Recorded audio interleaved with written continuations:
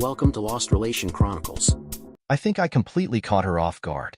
I'm almost certain she expected me to say, "Yes, dear," and then follow along with whatever she wanted, just like I always had before. After all, hadn't that always been the pattern? She was used to me acquiescing, doing what she asked without question. I met Nora Bethany during my second year of college. We were both business management majors, enrolled in a production management class, and happened to be assigned to the same project. I was immediately drawn to her. Her looks, her personality, and her sense of humor. I asked her out, and to my delight, she said yes. Our relationship blossomed from there. We were inseparable during our junior year, and by the beginning of senior year, I proposed. She accepted, and we were married just a month after graduation. Soon after, we both found jobs, settling into the typical middle-class lifestyle. Everything seemed perfect, or at least, that's what I thought. Both Nora Bethany and I were thriving in our respective careers when everything began to change. After we found out we were expecting, Nora Bethany made the decision to step away from the workforce and dedicate herself to being a full-time mother. I supported her choice, knowing it would bring fulfillment to her life, while I continued to focus on my career. Over the years, I worked tirelessly, steadily climbing the corporate ladder. By the time I reached the position of regional manager, we were blessed with 3 wonderful children. I considered myself incredibly fortunate. I had a wife who loved me deeply, a woman who spoiled me with affection and care, and 3 beautiful children who were the center of my world. At the same time, my career was flourishing, and I was quickly gaining recognition as a rising star in the company. It wasn't just about the success, it was the fact that I truly loved my job. It gave me a sense of purpose and fulfillment that mirrored the joy I felt at home with my family. Life, in that moment, felt like it was exactly how it was meant to be. It is a fact of corporate life that as you climb the corporate ladder, the workload gets heavier and heavier until you finally reach the point where you can delegate. I hadn't yet reached that point, but I was closing in on it. The heavier workload translated into late nights at the office and a lot of times when I had to bring work home with me. Those times meant a lot of late nights and busy weekends for me, but I didn't care because I had a goal.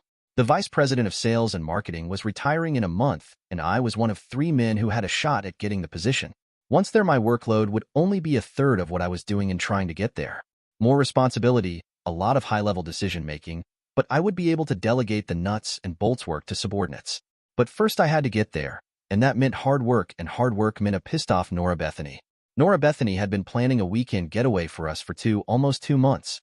It was to be 4 nights and 5 days at Aspen, and she had already made the hotel reservations, purchased the lift tickets, arranged for her parents to take the kids, and started packing her bags. 2 days before we were to leave, I told her that I had to cancel. We have a project fastly approaching a deadline, and it is in trouble. I'm going to have to ride herd on it until it is done. Damn it, Walter, you can't do this to me again. That damn job had interfered with our last 4 vacations, 6 of our last 7 anniversaries, and caused you to forget every one of my birthdays for the last 10 years. You owe me this weekend, Walter. You owe me and I want it. Be reasonable, Nora Bethany. If I pull this project through on time, I'm almost a shoo-in for Benson's job when he retires. Is that what this is all about? Making points to get Benson's job? You make that sound like a bad thing. It isn't a bad thing. It is a stupid thing. I just now realized I lost all those vacations, anniversaries, and birthdays because I kept my mouth shut. What does that mean? Nothing, Walter. Just go work on your damned project while I finish packing. Finish packing? Yes, Walter. Finish packing. I'm going with or without you. But I am going. You would go without me? Do you think that would be wise? A married woman alone? That would be like wearing a neon sign saying, "Here I am. Show me a good time." I fully intend to have a good time, Walter. I'd rather have it with you, but I'll manage if you don't go. Really, Nora Bethany, I don't. Just go to your reports, Walter, or whatever. I'm going, and that's that. I'm through letting your goddamn job interfere with things. The day we were supposed to leave for Aspen came, and when I got home from work, I found Nora Bethany putting the last of her suitcases in the car. I took one last shot at trying to get her to be reasonable. I'm serious, Nora Bethany. Going to Aspen alone is not a good idea. So come with me, Walter. You know I can't do that. I have to make sure that this project doesn't go belly up. I save the project, and I know I'll get Benson's job, and then things will get a lot easier. There won't be any more screwed-up vacations or forgotten birthdays and anniversaries. I'll be in a decision-making position. Someone else will be doing the donkey work.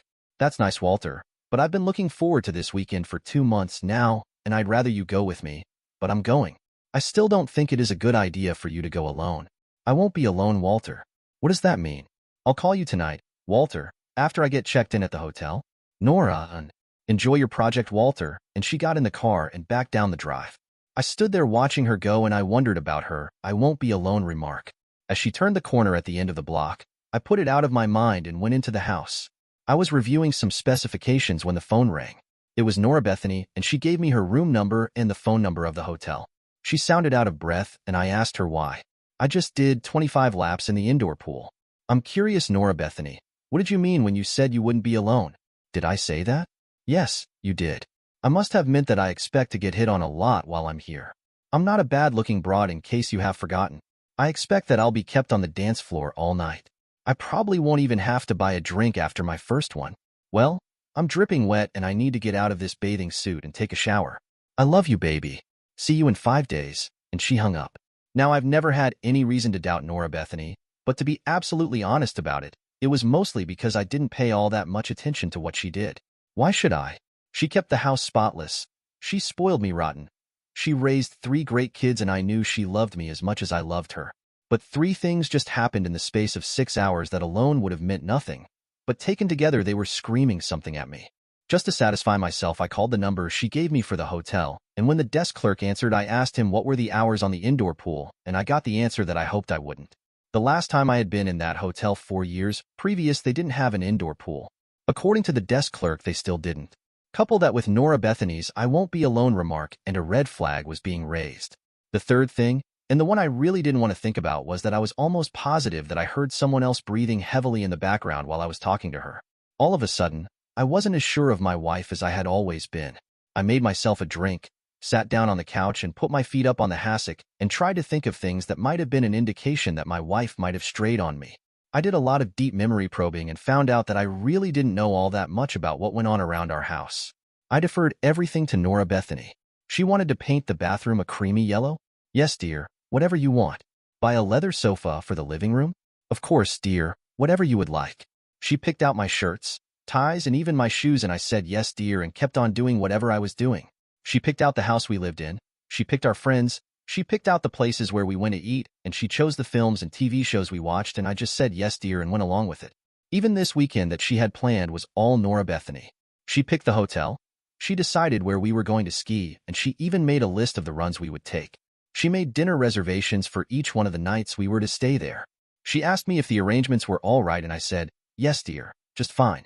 It hit me that my wife could have been the neighborhood hookup queen, and I wouldn't have had a clue because I never paid enough attention. The next 24 hours were brutal, with all kinds of thoughts messing with my head.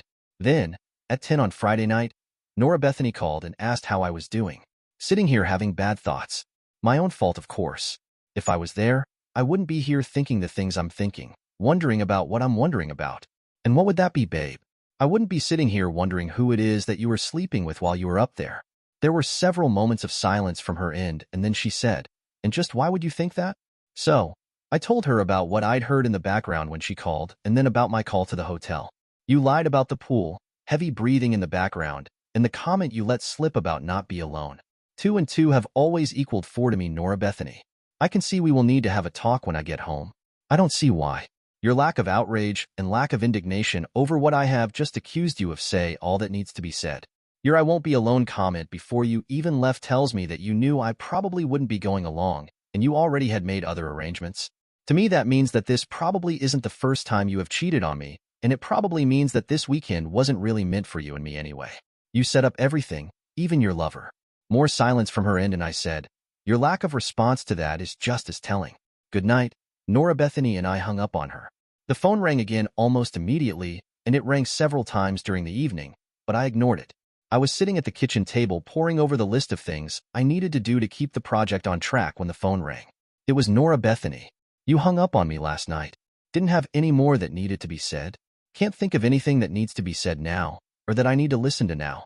I've got a project I have to stay on top of, so you just go ahead and enjoy your long weekend with whomever it is you are sharing a bed with.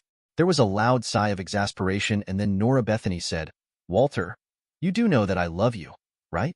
No, I don't know that anymore.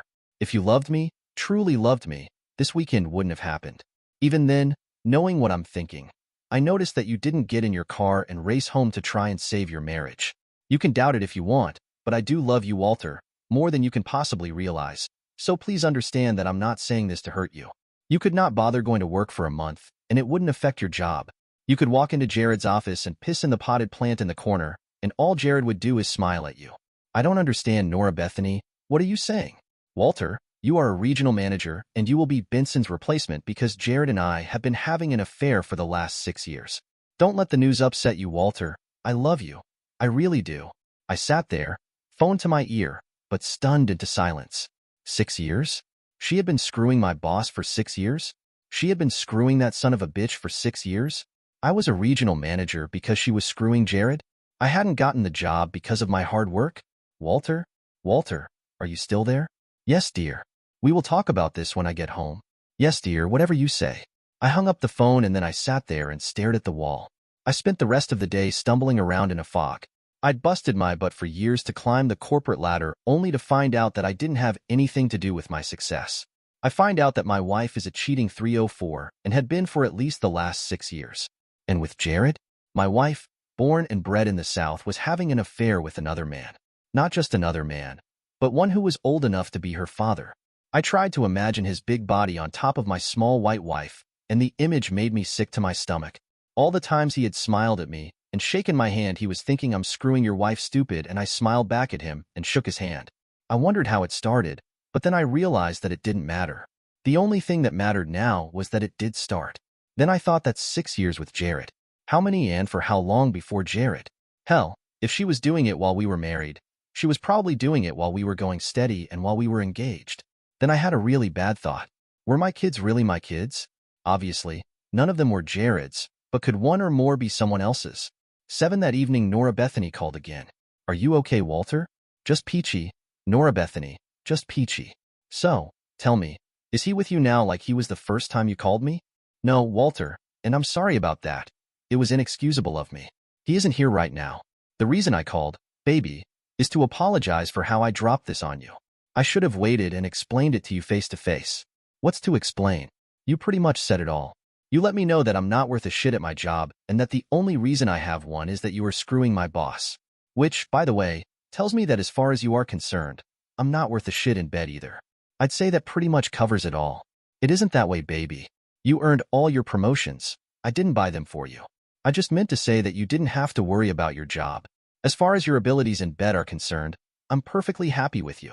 I love you, Walter. Honest to God, I do. That doesn't compute, Nora Bethany. If you were perfectly happy with me, why are you screwing Jared? You say that you love me, but how could you have done this to me if you really loved me? This weekend was never about the two of us from the start. It was always going to be for you and Jared. You and Jared both knew how I would respond to the project and trouble story. You both knew I wanted Benson's job and that I would leap at the chance to save the day. The two of you played me like a piano, and I made the music you expected me to. You probably would have gotten away with it too if you had slipped up and made that offhand comment about not being alone. You say that you love me? It has been 3 days now, Nora Bethany. 3 days during which you know that I know what is going on up there. But I noticed that you still aren't here trying to find some way to save anything from the mess you made. Goodbye, and I hung up on her. After hanging up on Nora Bethany, the phone started ringing almost every hour on the hour, and the caller ID showed as Aspen area code, so I never bothered answering it.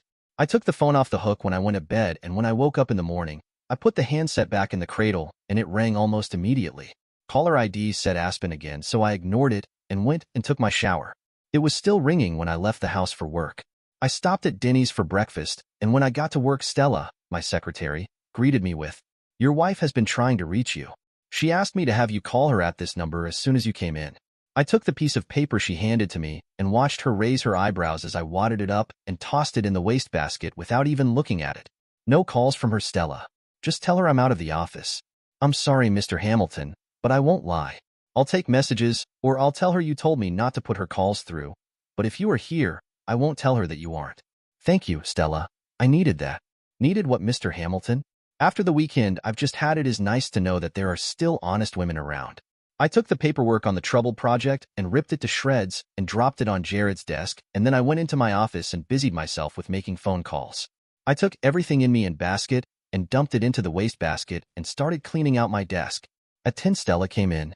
"Your wife has called 4 times, and I've told her that you wouldn't take her calls, and she said fine. Tell him that I'll just have Jared call him. See if he refuses that call." Could I ask what is going on here? It would seem, Stella, that your employer and my wife are upset that I found out they spent the weekend together in Aspen and then had the temerity to get pissed about it. Well, since I won't talk to Jared either, and he is your boss, I guess I need to get you out of the line of fire.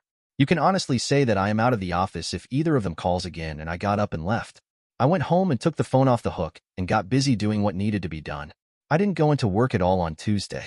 At 6 Tuesday evening, I put the phone back on the hook and finished up what I was doing. At 9, I heard a car door slam, and a minute or so later, I heard Nora Bethany holler out, "Honey, I'm home." I didn't answer back and just waited for her to come find me. It was a very awkward moment when she walked into the kitchen followed by Jared. She walked over to me and bent to kiss me and got a very surprised look on her face when I turned my head away.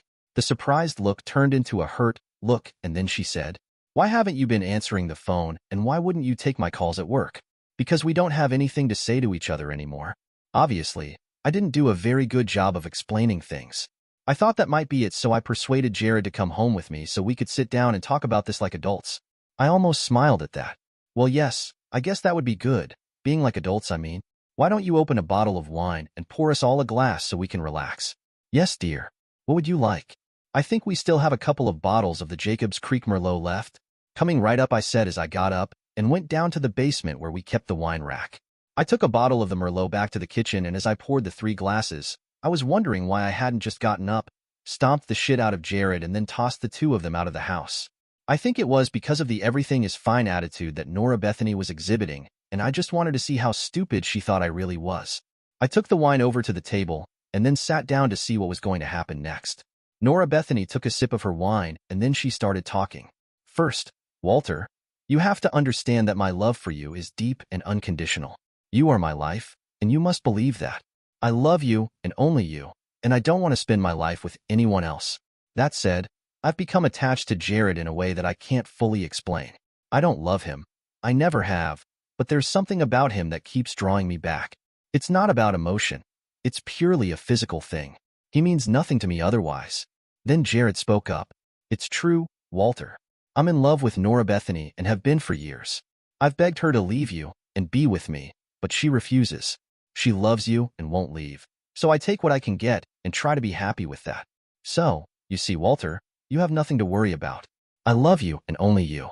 "Well, I guess that makes it all better," Walter said sarcastically. "So, this is just about some unexplainable attachment and nothing else. Silly me. Here I was worrying for nothing. I'm glad we got that cleared up, baby. Why don't you just go on upstairs to the bedroom while I say goodnight to Jared? I'll be up in a little while, and we can make love." I looked at her and started laughing. I laughed so hard that I had tears in my eyes. I got myself under control, and then I backhanded Jared so hard that he and his chair went backwards onto the floor. He scrambled to get up, and by the time he was on his feet, I was standing in front of him, and I smashed him in the mouth 3 times, and he went back down. I kicked him 3 times hard in the crotch, and then I leaned down, grabbed his shirt front, and pulled his face up to within inches of mine. "Consider that my resignation, you son of a bitch," and then I slammed his head back down on the floor and headed for the door. "Where are you going?" asked Nora Bethany. "I'm going home." "Home? You are home." "No, I'm not. When I found out what you were doing, my first thought was to throw your cheating butt out on the street. Then I thought of all the memories of you that the house would keep pushing at me, and I decided that I would be the one to get out. I rented an apartment Monday, and I spent yesterday moving into it. That's my home now. Don't do this to me, Walter. I love you. You know I do. I don't want you to leave me. Please, Walter, I don't want to lose you. You should have thought of that before you decided to get involved with Jared. And while we're on the subject, Nora Bethany, even if I believed your excuse about being addicted to him, there had to be a first time with Jared when you didn't yet know all the things you claim to now. Were you still my loving wife then? Was I still the one you wanted to be with when you were with him the first time? Were you concerned about losing me then, Nora Bethany? I turned and walked out the door while she kept crying out for me not to go. Dear listeners, please share your thoughts in the comments section below, and don't forget to like, share, and subscribe. I'm a man in my late 20s. Growing up, I never had much interest in academics and have been working in a manufacturing job for a long time. I've been at the factory since my high school teacher recommended me and even wrote a letter of recommendation, given how many have left over the years. I'm considered one of the longest-serving employees. Naturally, This led to a promotion from a general employee to a supervisory role. And now I'm even being considered for higher positions. My effort to always work diligently and pleasantly has been recognized. The challenge now is that our company has acquired a great piece of land in a rural area outside the city to build a new factory. However, given its location, no one is eager to move there.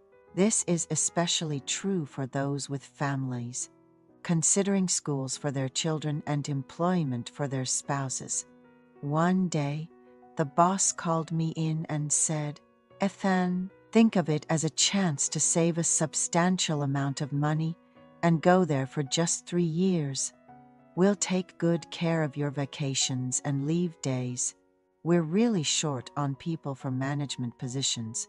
After giving it some thought, the offer didn't seem too bad. The salary would significantly increase, and after just 3 years, I'd be guaranteed a promotion upon my return.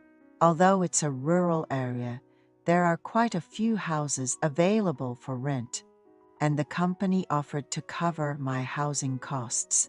Considering everything, it didn't seem like a step down from my current situation. The only downsides might be the challenge of dating and a lack of nightlife, but I'm still in my late 20s, and I figured it could be a good opportunity to save up some money. A few days later, I went to my boss and said, "I'll go. You promise a promotion upon my return, right?"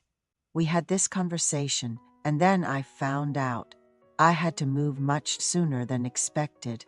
With only about 3 weeks to prepare, I had to quickly find a place to live and book a moving service.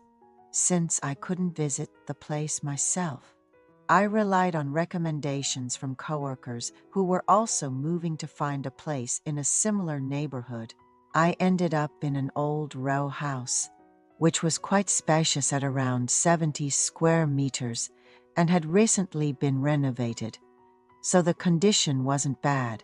However, it was located in a more secluded part of the neighborhood, with fields right outside the window. I could see tractors passing by, and at night, all you could hear were the sounds of crickets. It was a 10-minute walk to the nearest grocery store. Still, there was a shuttle bus for commuting, and I didn't mind the walk, so it seemed like it would be manageable. The first month was incredibly busy, with adapting to the new environment and training many new employees. After about a month, I finally took a 3-day break and spent my time lazily at home. One day, I opened the window for some air and found myself gazing out at the fields, where I saw a woman working. She wore a wide-brimmed hat and a floral scarf that covered her face, making it hard to see her clearly. But it was evident she was diligently working in the field. She was wearing the kind of loose pants common in rural areas. But what struck me as unusual was that she seemed quite tall and slender, not quite what you'd expect from someone in this neighborhood. I found myself inexplicably drawn to watching her, and before I knew it, I had dozed off and enjoyed a leisurely nap on my day off.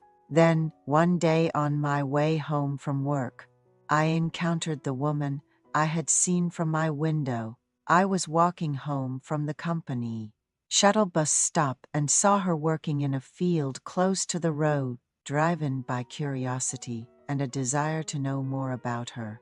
I approached and initiated a conversation. Getting closer, I greeted her with, "Hello. I've seen you around as I passed by, but this is the first time we're actually speaking." The lady glanced at me and stood up, saying, "Are you from the industrial park? Just moved into that mansion over there? Nice to meet you." She greeted me warmly. I didn't dare ask her age at first. Meeting it seemed rude. From her appearance, she looked to be in her 40s, similar to the other women around the industrial area.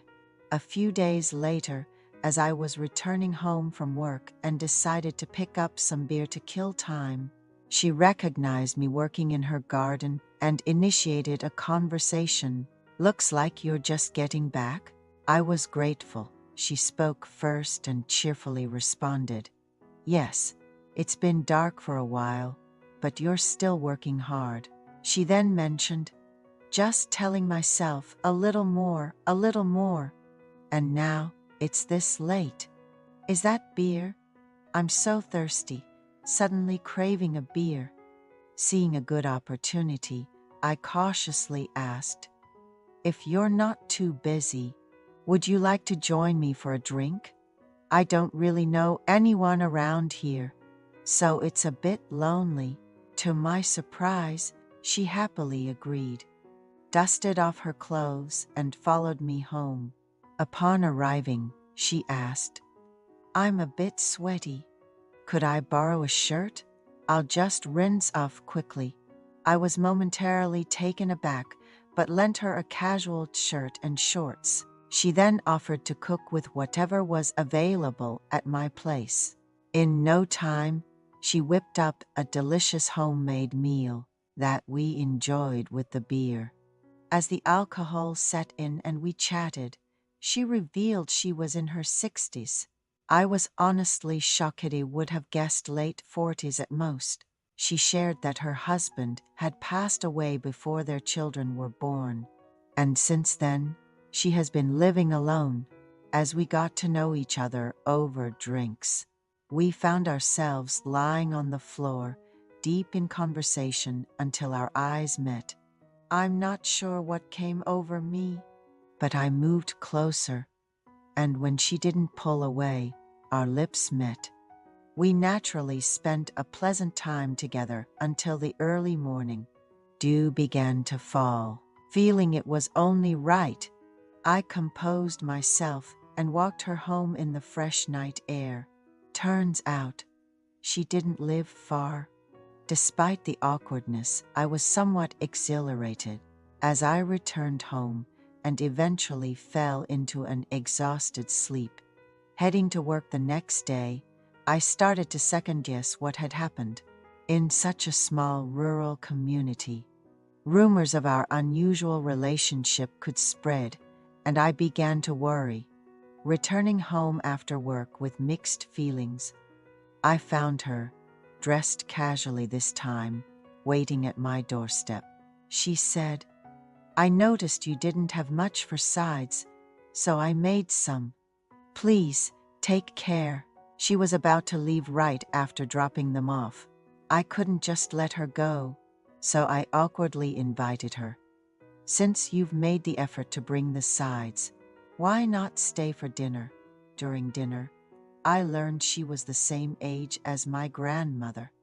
My grandmother had my father at a very young age, so the age gap wasn't that big. The realization that I had been intimate with someone my grandmother's age added to my confusion. However, she seemed indifferent or unaware of my turmoil, casually suggesting, "Just call me sister. It feels strange to be called aunt or grandma since I don't have kids," trailing off at the end. So from then on, I comfortably refer to her as sister, and she started bringing over dishes regularly since that memorable first night. Feeling the need to reciprocate, I often tried to create the right atmosphere. Around that ambiguous time, she started calling me honey in a way that felt more like how older women might address each other rather than a pet name. It's unusual, isn't it, to be called honey by someone of the same sex, nearly 40 years your senior. I was taken aback, but didn't know how to ask her to stop without making it awkward, so I let it slide. We weren't officially dating or even exchanging messages, but we found excuses to meet almost daily under the guise of sharing meals or sides. Up until then, my experience with older women was virtually non-existent.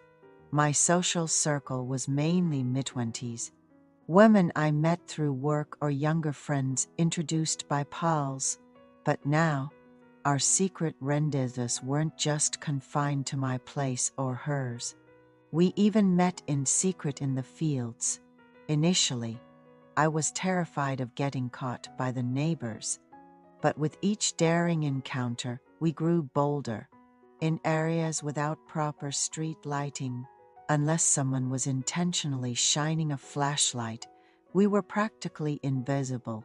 What started with my heart racing eventually evolved to me enjoying our meetings even more than her, to the point where getting caught never even crossed my mind. I'd casually suggest, "Let's meet in the fields tomorrow." This went on for almost 3 months until a new woman around my age, in her late 20s, joined our factory. Since peers were rare, we naturally grew close, and at some point, it became evident she was interested in me.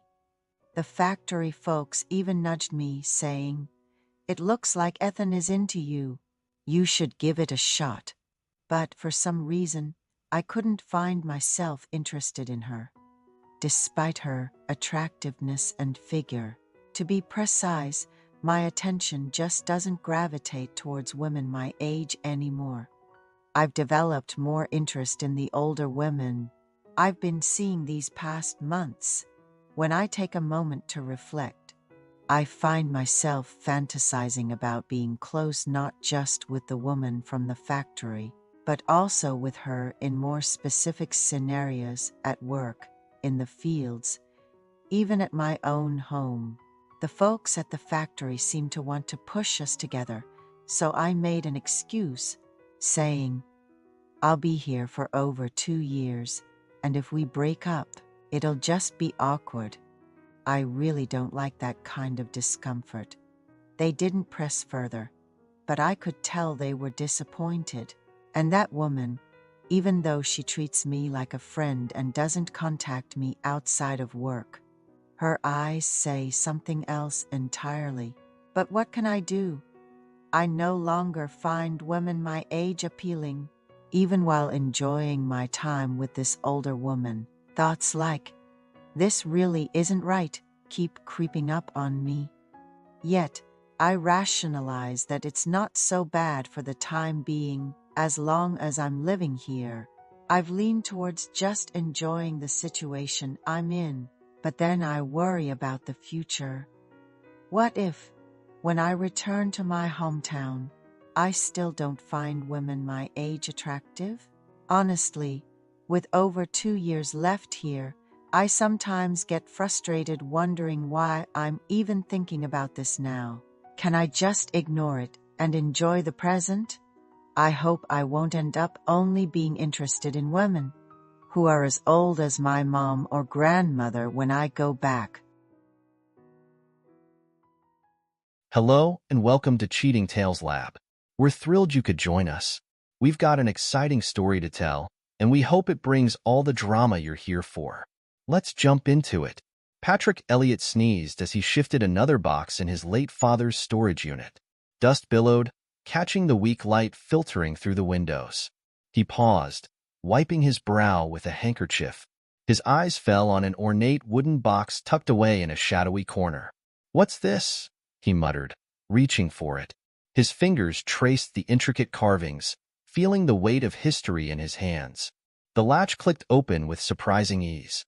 Inside, a single document lay neatly folded. Patrick's brow furrowed as he unfolded it, squinting in the dim light. His eyes widened, then narrowed as he read. What the hell? It was a will. His will, with his signature clear as day at the bottom.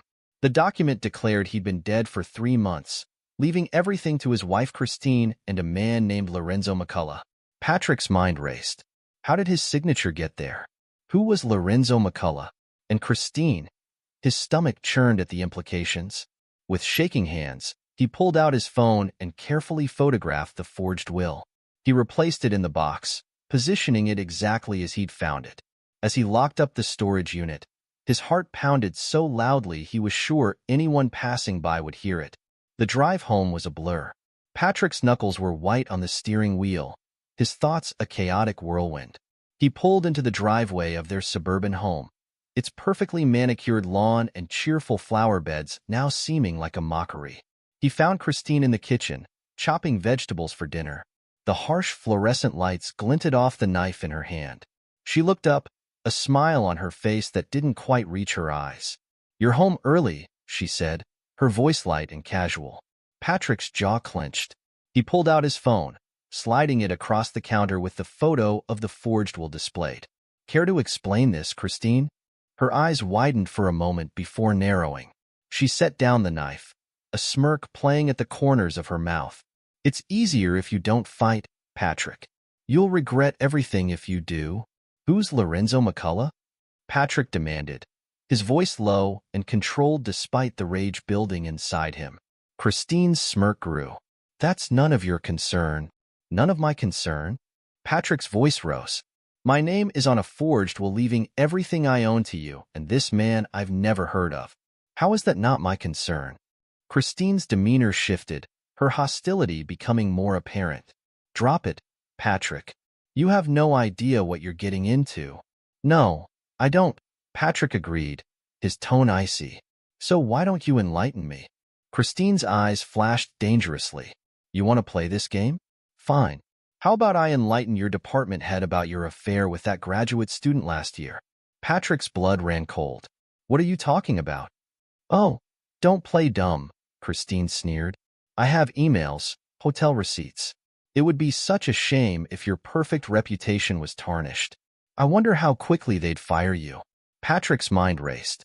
There was no affair, no graduate student, but he realized with growing horror how easily Christine could fabricate evidence, how she could twist innocent interactions into something sinister.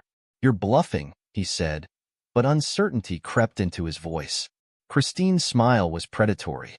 "Are you willing to bet your career on that?" The full weight of her betrayal hit Patrick like a physical blow. This wasn't just about money or a forged will. This was about control, about dismantling his entire life. "Why?" he asked, his voice barely above a whisper. Christine shrugged, picking up the knife again. "Because I can. Because you're boring, Patrick. Predictable. I want more, and Lorenzo can give me that." "You won't get away with this," Patrick said. Christine's laugh was cold and mirthless. "I already have. This is your final warning, Patrick. Back off, or I'll destroy everything you've worked for." She stormed out of the kitchen, leaving Patrick alone with the weight of her threats hanging in the air. For a moment, he stood there, stunned. Then, survival instinct kicked in. He knew he couldn't stay in this house, not with Christine, not when she held so many unknown cards. Moving quietly but quickly, Patrick went to their bedroom. He packed a bag with essentials, clothes, toiletries, his passport. In his study, he gathered critical documents, birth certificate, social security card, bank statements. He downloaded financial records and emails from their shared computer, copying them onto a flash drive. As he worked, he called his friend and lawyer, Theodore Myers. The call went to voicemail. "Ted, it's Patrick. I need your help. It's urgent. Call me as soon as you get this." He kept the message vague, aware that Christine might access his phone records. Patrick paused in the study, a thought occurring to him. He set up a hidden camera, positioning it to capture most of the room. If Christine or this Lorenzo character came snooping, he'd have evidence. He heard the shower start upstairs. It was now or never. Patrick slipped out of the house, tossing his packed bag into the trunk of his car. As he pulled out of the driveway, he caught a glimpse of Christine in the upstairs window, wrapped in a towel, her face twisted in fury. He drove, no clear destination in mind, just the burning need to put distance between himself and the life he thought he knew. His mind whirled with plans, with questions, with the beginnings of a strategy to fight back. As the familiar streets of his neighborhood faded in the rearview mirror, Patrick felt a determination settle over him. This wasn't the end. It was just the beginning of a war he intended to win. Patrick pulled into a small, nondescript motel on the outskirts of town. He paid cash for a week's stay, using a false name. The room was dingy and smelled of stale cigarettes, but it would do for now. He sat on the edge of the bed, head in his hands, trying to process the events of the day. His phone buzzed, a text from Christine. "Where are you?" He ignored it, instead pulling out his laptop. He needed to start piecing together what was happening. Who was Lorenzo McCullough? How long had this been going on? And most importantly, how was he going to fight back? Patrick opened his email, scanning through months of correspondence. Nothing stood out at first, but then he noticed a pattern. Small discrepancies in their joint account, money moving that he couldn't account for. His phone buzzed again. Another text from Christine. "You're making a mistake, Patrick. Come home and we can talk about this." He scoffed, typing out a reply before thinking better of it and deleting it. No, he wouldn't give her the satisfaction of a response. Not yet. Instead, he called his department head, Dr. Saul Godfrey. "Patrick, is everything all right?"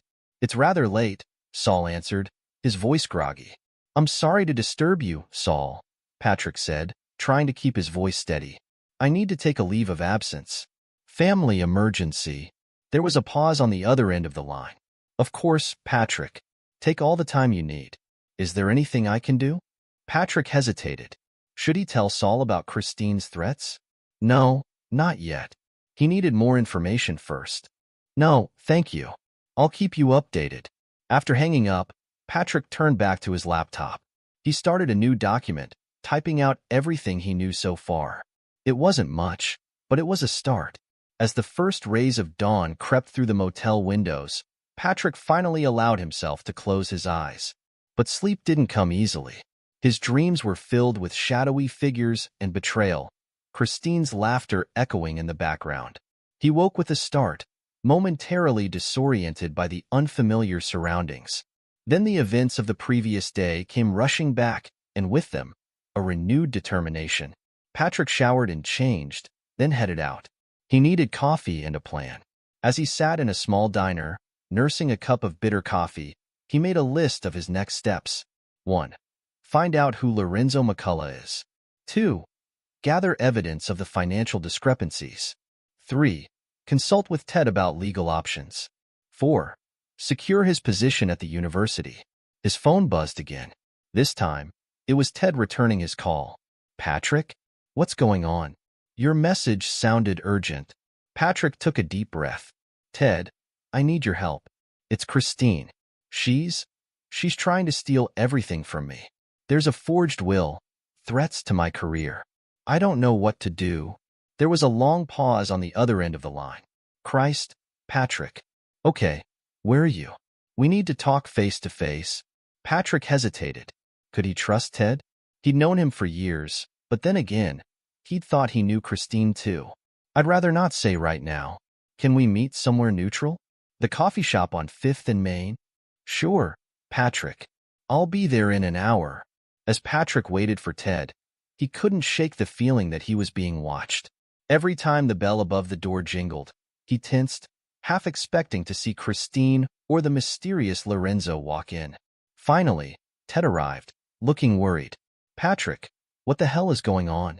Patrick took a deep breath and began to explain everything. The forged will, Christine's threats, the mysterious Lorenzo McCullough. Ted listened intently, his frown deepening with each new revelation. "This is serious, Patrick," Ted said when Patrick finished. "We need to move quickly. First things first, we need to secure your assets. I'll file for an emergency injunction to freeze your joint accounts. Then we need to start building a case." Patrick nodded, feeling a glimmer of hope for the first time since discovering the will. "What about Christine's threats to my career?" Ted's expression hardened. "Empty threats. We'll deal with them if she actually tries anything. For now, focus on gathering evidence. Document everything. And Patrick, be careful. If Christine is capable of this, there's no telling what else she might do." As they parted ways, Patrick felt a mix of emotions: fear, anger, determination. But most of all, he felt a fierce resolve. Christine and Lorenzo had picked the wrong man to mess with. He would fight back, and he would win. Patrick Elliott pulled into the parking lot of a rundown motel on the outskirts of town. The neon sign flickered weakly, half its letters burned out. He paid cash for a week's stay, using a false name. The room smelled of stale cigarettes and desperation, but it would do. He sat on the edge of the bed, laptop balanced on his knees. Time to start digging. Who the hell was Lorenzo McCullough? A quick search turned up more than Patrick expected. Lorenzo McCullough, charismatic real estate developer.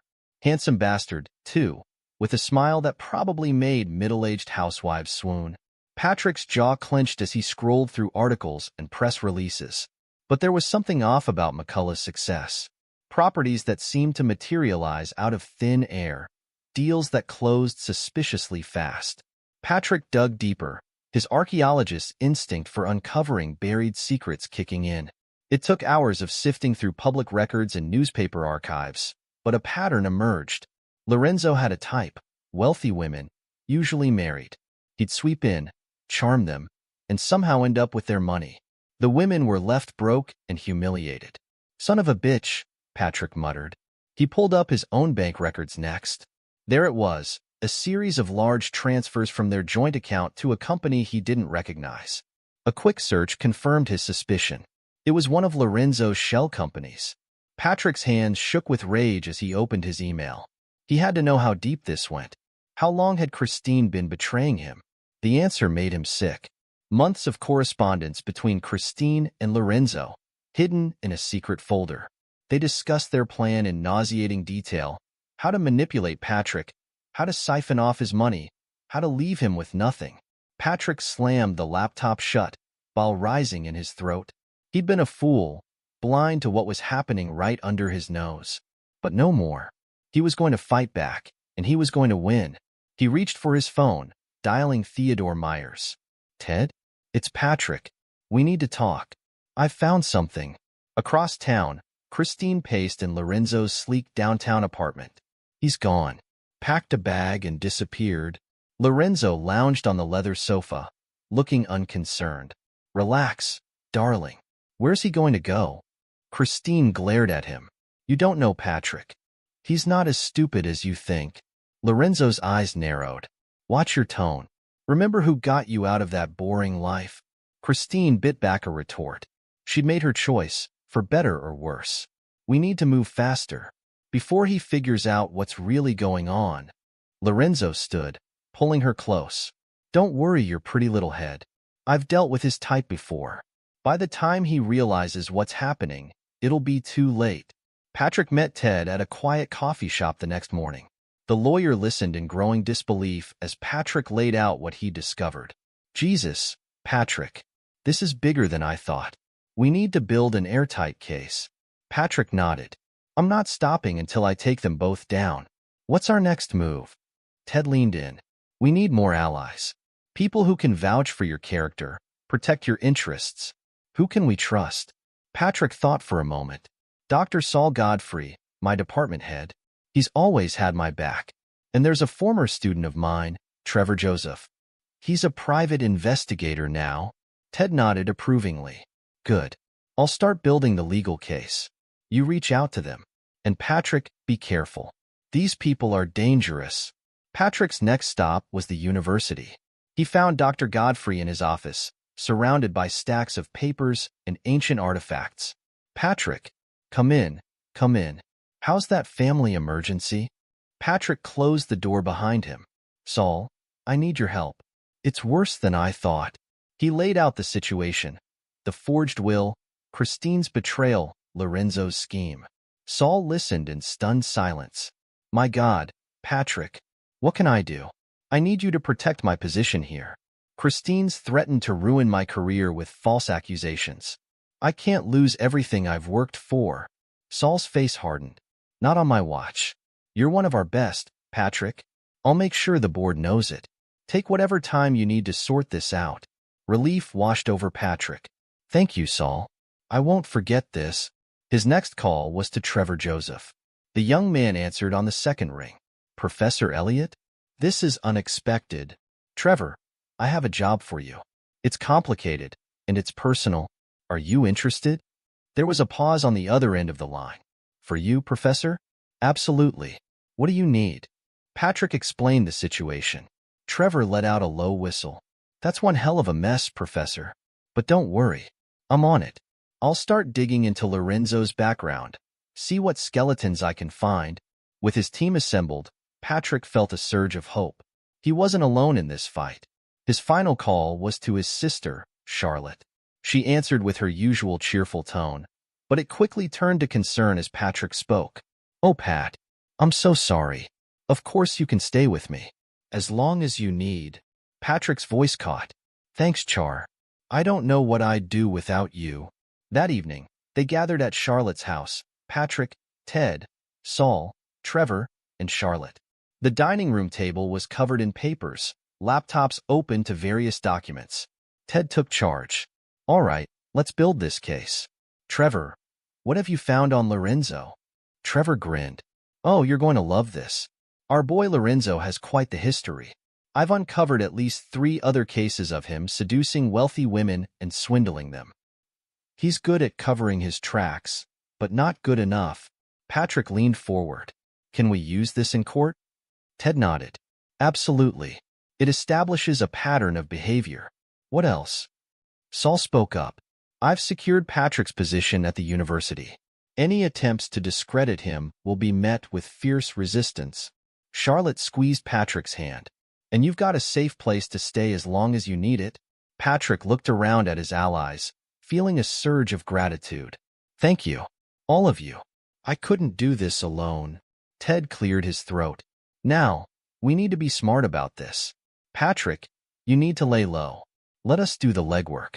The less Christine and Lorenzo know about what we're doing, the better." Patrick nodded reluctantly. He hated feeling helpless, but he knew Ted was right.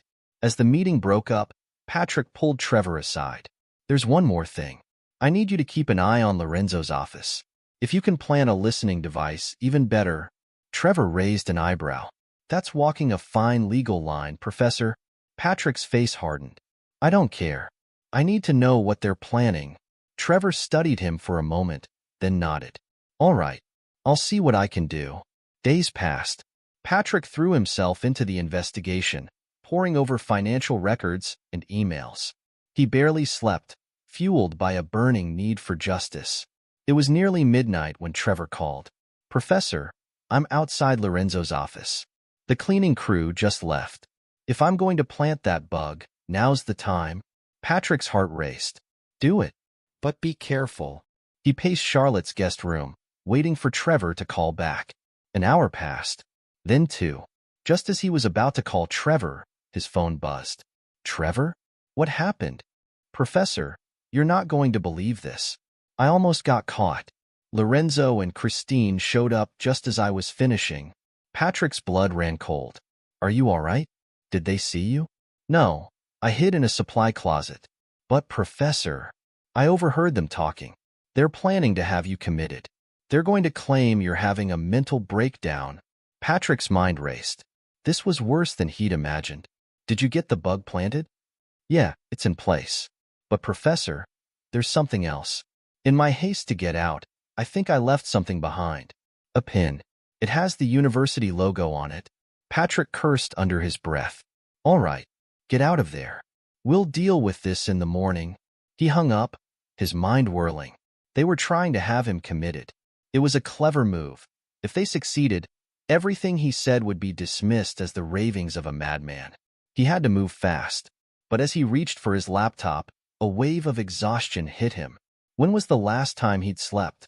He couldn't remember. Patrick sank onto the bed, closing his eyes for just a moment.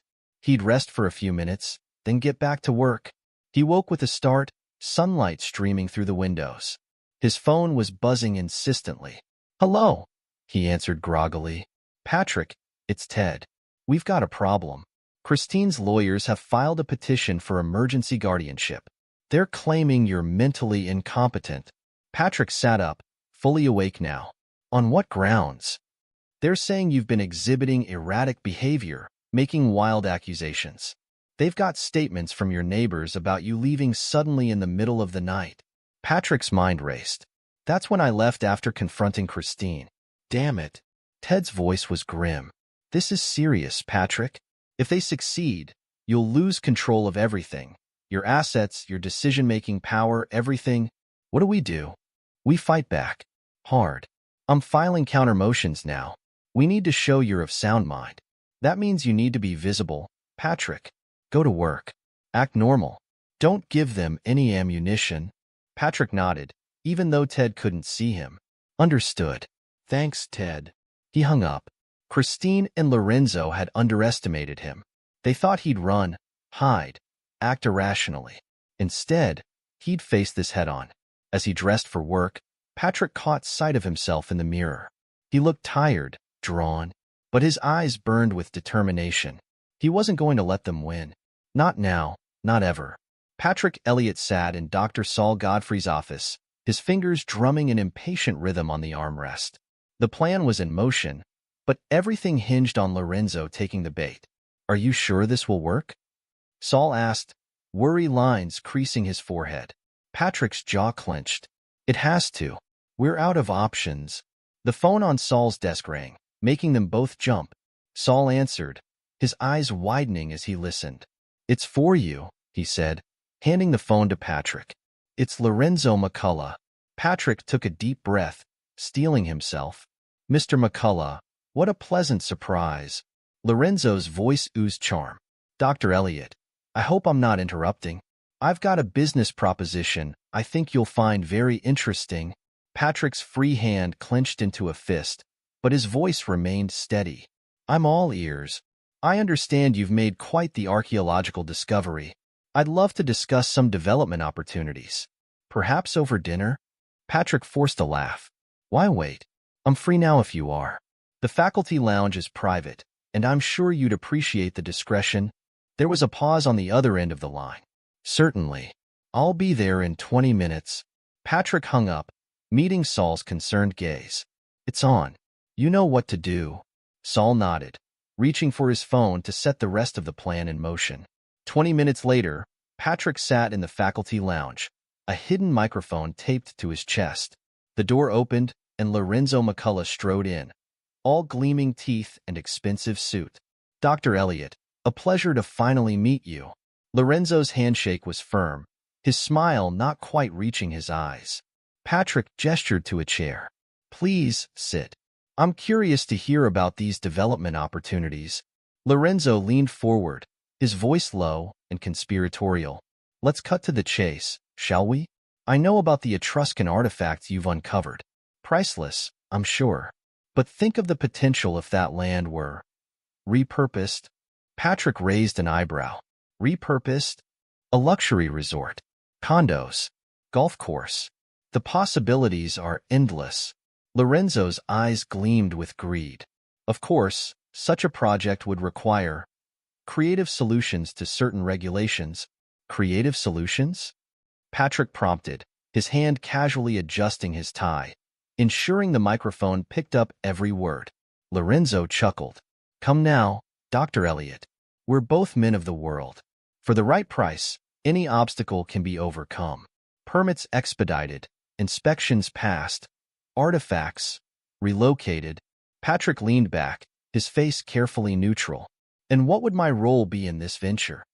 Your expertise would be invaluable. And of course, your silence. In return, you'd be handsomely compensated. Lorenzo pulled out a piece of paper, sliding it across the table.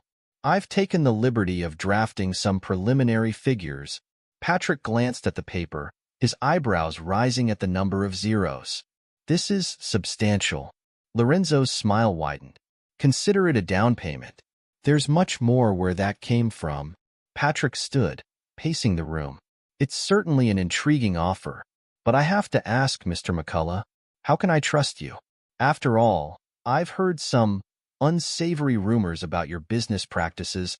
Lorenzo's smile faltered for a moment before returning full force. Rumors are just that, Dr. Elliott. Jealous competitors spreading lies. I assure you, my business dealings are entirely above board.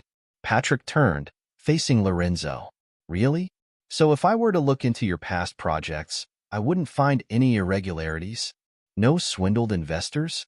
No mysteriously vanishing funds? The color drained from Lorenzo's face. What are you implying? Patrick's voice hardened. I'm not implying anything. I'm telling you that I know exactly who you are and what you've done. To those other women. To my wife. To me. Lorenzo stood abruptly, his charm evaporating. You have no proof. Patrick smiled coldly. Don't I? This entire conversation has been recorded, Lorenzo. Your offer to bribe me, your admission of planning to violate regulations. And that's just the tip of the iceberg. Lorenzo lunged forward, grabbing Patrick by the shirt. You son of a bitch. I'll destroy you. The door burst open. Ted Myers walked in, followed by 2 police officers. Lorenzo McCullough, you're under arrest for attempted bribery, conspiracy to commit fraud, and a host of other charges we'll be adding as we dig deeper. As the officers handcuffed Lorenzo, Patrick straightened his shirt. Oh, and Lorenzo? You might want to call your lawyer. I have a feeling you're going to need one. Lorenzo snarled as he was led away. This isn't over, Elliot. Patrick watched him go, a satisfaction settling over him. 1 down, 1 to go. The next morning, Patrick stood in the police station, watching through a 2-way mirror as detectives interviewed Christine. She sat ramrod straight, her face a mask of indignation. This is ridiculous, she snapped. I don't know anything about forged wills or embezzlement. The detective slid a folder across the table. Then perhaps you can explain these emails between you and Mr. McCullough, or these bank transfers. Christine's composure cracked. I want my lawyer. Patrick turned to Ted, who stood beside him. What now? Ted's smile was predatory. Now, we go for the jugular. I've filed for an emergency divorce and asset freeze.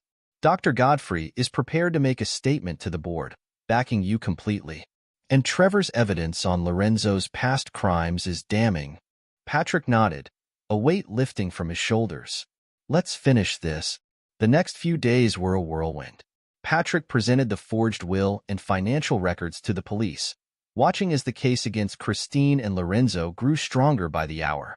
Trevor Joseph's investigation had uncovered a trail of victims across 3 states, each with a similar story of seduction and betrayal. Dr. Godfrey stood before the university board, his voice ringing with conviction. Dr. Elliot is not only innocent of any wrongdoing, but he has been the victim of a vicious conspiracy. This university stands behind him completely. Christine and Lorenzo's attempts to fight back crumbled under the weight of evidence. Their lawyers looked increasingly desperate as each new piece of information came to light. Finally, the day of the trial arrived. Patrick straightened his tie as he prepared to take the stand. Ted gave his shoulder a reassuring squeeze. You've got this, Patrick. Just tell the truth. Patrick nodded, stepping up to the witness stand. As he was sworn in, he caught sight of Christine and Lorenzo, both looking pale and defeated. Dr. Elliot, the prosecutor began. Please tell the court how you discovered the forged will. Patrick took a deep breath and began his story. He spoke of finding the will in his father's storage unit, of confronting Christine, of the threats and manipulation. He detailed the investigation, the evidence they'd uncovered, the elaborate trap they'd set for Lorenzo. As he spoke, Patrick could see the jury's expressions changing from skepticism to outrage.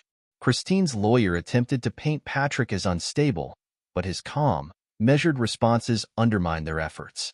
Dr. Elliot, Christine's lawyer sneered, isn't it true that you've been under immense stress lately? That you've been acting erratically? Patrick's gaze was steady. The only stress I've been under is that caused by discovering my wife's betrayal and the plot to steal everything I've worked for. My actions have been those of a man fighting to uncover the truth and protect himself from those who would destroy him.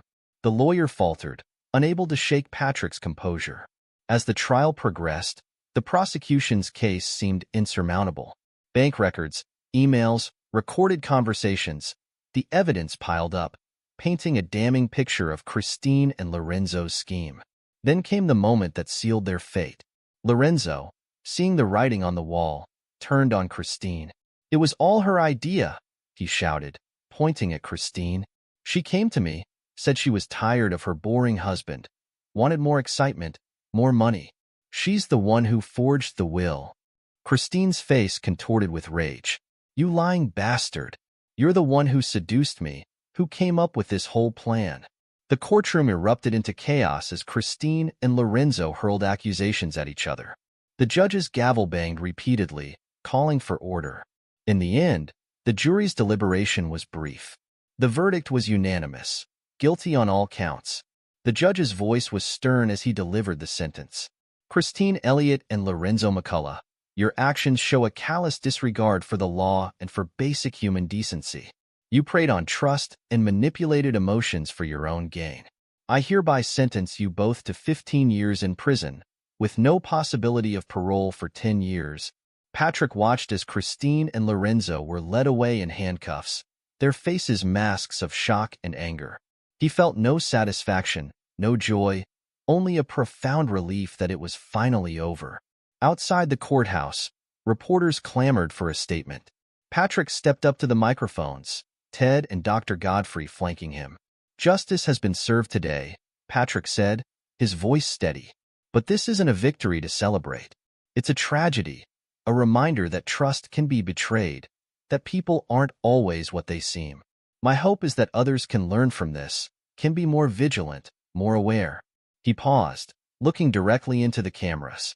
To anyone out there who's been victimized, who's been manipulated or swindled, don't give up. Fight back. The truth will come out. As the reporters shouted questions, Patrick turned away. He caught sight of his sister Charlotte, standing at the edge of the crowd. She gave him a small, proud smile. Patrick walked down the courthouse steps, feeling lighter with each step. The road ahead would be challenging, rebuilding his life, learning to trust again. But he had emerged stronger, wiser, ready to face whatever came next. As he reached the bottom of the steps, Patrick took a deep breath of the crisp autumn air. For the first time in months, he felt hope, not just for himself, but for all those who had been victimized by Christine and Lorenzo. Their reign of deception was over. Patrick turned to Ted and Dr. Godfrey. Thank you, both of you. I couldn't have done this without you. Ted clapped him on the shoulder. You did all the hard work, Patrick. We just provided the backup. Dr. Godfrey nodded in agreement. The university is lucky to have you, Patrick. Take some time off, decompress. Your position will be waiting for you when you're ready. Patrick smiled, genuinely this time. I appreciate that, Saul, but I think what I need now is to get back to work. To normalcy. As they walked away from the courthouse, Patrick's phone buzzed. It was a text from Trevor. Drinks to celebrate? First round's on me. Patrick chuckled, typing back a quick reply.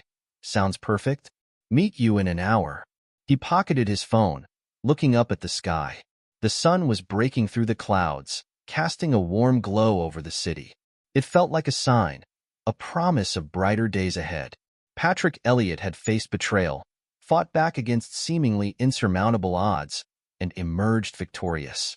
He had reclaimed his life, exposed the truth, and ensured justice was served.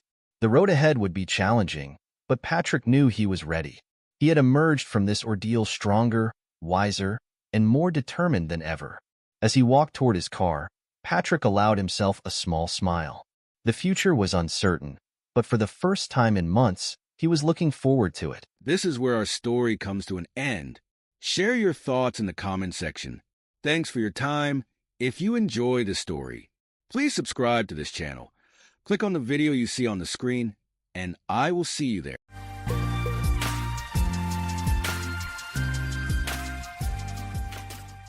In a world full of unexpected twists, life's paths can change direction without notice. Sometimes the choices we make in haste can send ripples beyond our lives, touching others in ways we could never have predicted.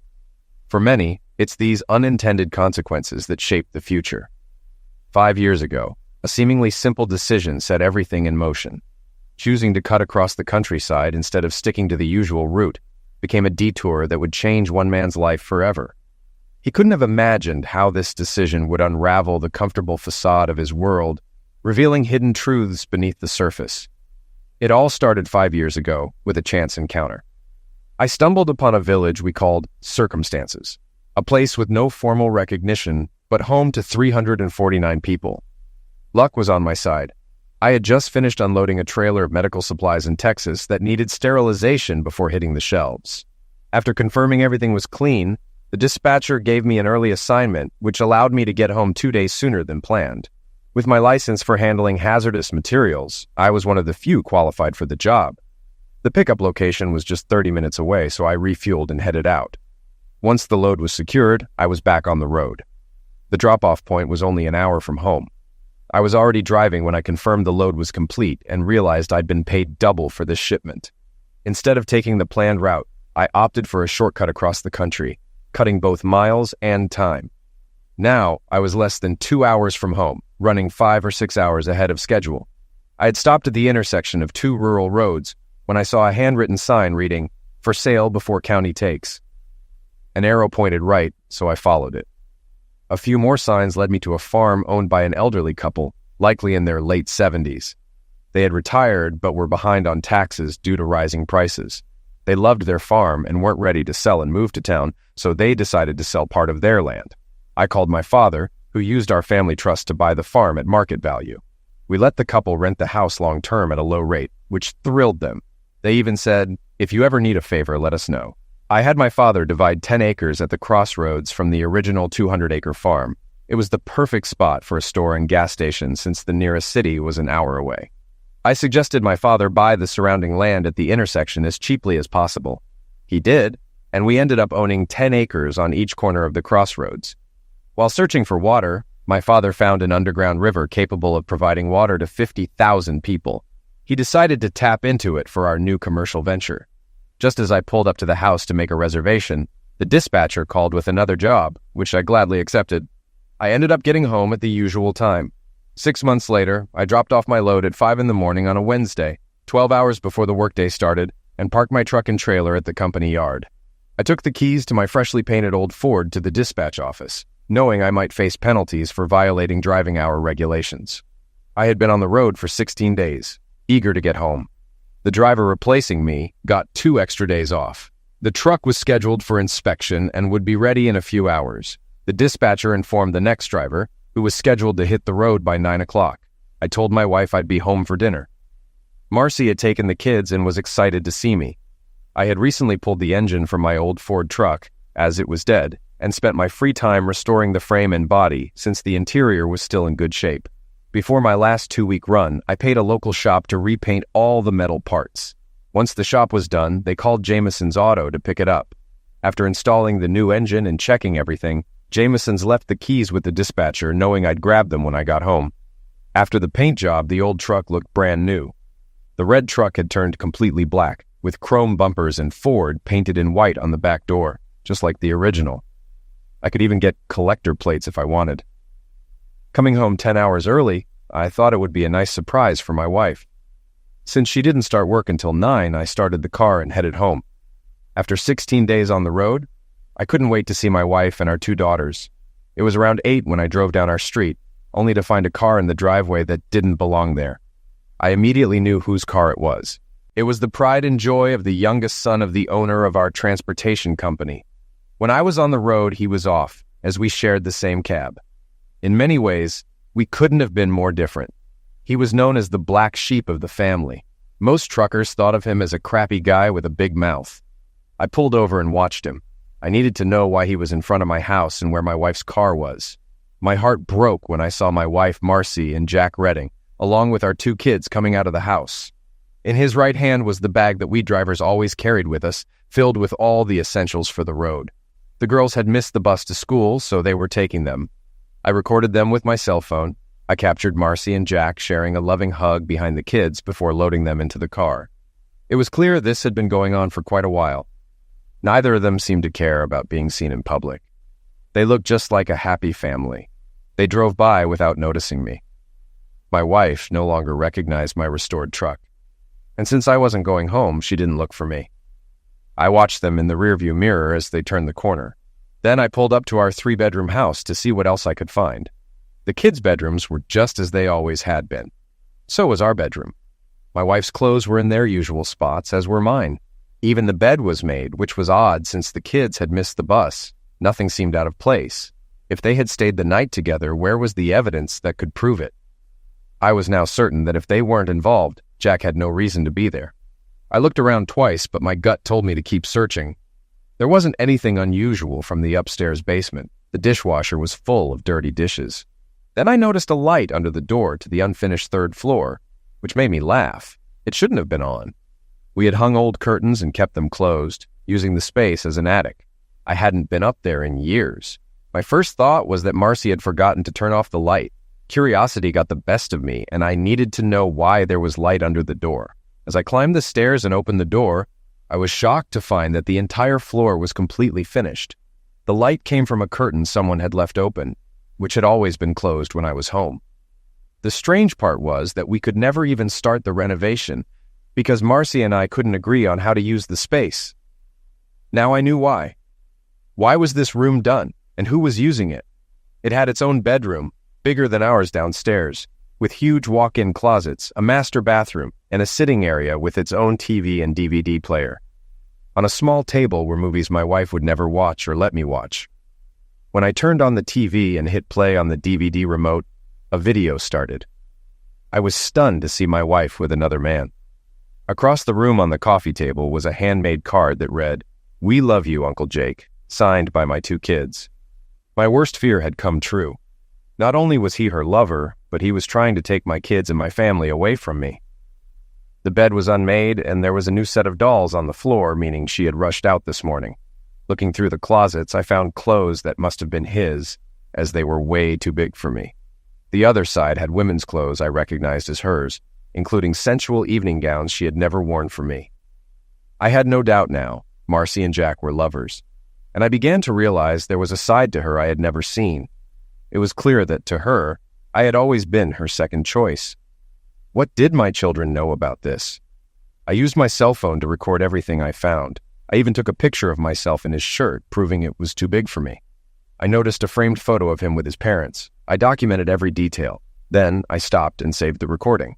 I rewound the DVD and captured a frame that clearly showed Jack Redding, my boss's son. This was the second piece of evidence I saved. I decided I now had all the proof I needed. Heading down to the basement, I grabbed our 3-person luggage and began packing all my clothes. Eventually, I returned to the 3rd floor to retrieve the disc with the recorded video of them. I packed it in one of the suitcases.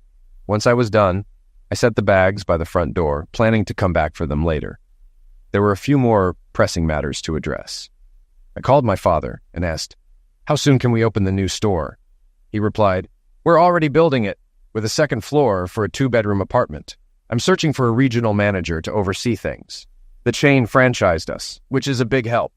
It'll take another month and a half to finish construction, plus another month to get everything up and running." "Why?" he asked. I explained everything and added, "I'll live in the apartment and run the store. Get me a good civil and divorce lawyer." I said I'd fill him in on the details later and ended the call. Then I called the farmer we bought the land from and asked if I could rent a room until the construction was finished. He chuckled and said, "Your money's no good here. You and your family did us a great favor when we needed it most. Stay as long as you need." I insisted on paying, but he refused. "No way," he said firmly. "We owe you. Just come by and we'll figure the rest out." I agreed to meet him the next morning at 10 and thanked him for his kindness. Next, I drove to the transportation center and went straight to my boss's office. As soon as I walked in, I said, "I'm quitting, effective immediately." My boss, Jace Redding, looked confused and asked, "What? Why? You've always been one of our most reliable drivers." I didn't want to go into details, but I knew I had to. I pulled out my phone and showed him the video I took on the 3rd floor of my house. Jace went pale. "Where is this?" he asked. "That's my house. That's the 3rd floor that wasn't supposed to be finished," I replied, my voice trembling. I watched as disbelief and anger warred on his face. "What the hell is this?" he muttered, staring at the screen. I hit play again, and this time the video showed his son, Jack Redding, with Marcy. Jace, a devout Christian, sat there, stunned. When the video ended, he put his head in his hands and muttered, "My God, that's disgusting." I cleared my throat and said, "The woman in the video is Marcy, my wife. That's why I'm quitting, because of what your son did." For a moment, Jace didn't speak. Then he looked up at me, his face full of regret. "I had no idea," he whispered. "I'm so sorry, Heath. I had no idea my son could do this." He paused, at a loss for words, then said, "I'll have the accountant cut you a final check, and I'll add $10,000 as a bonus. Please don't tell anyone about this. Let me handle it." I nodded, but before I could leave, Jace asked, "Are the children his?"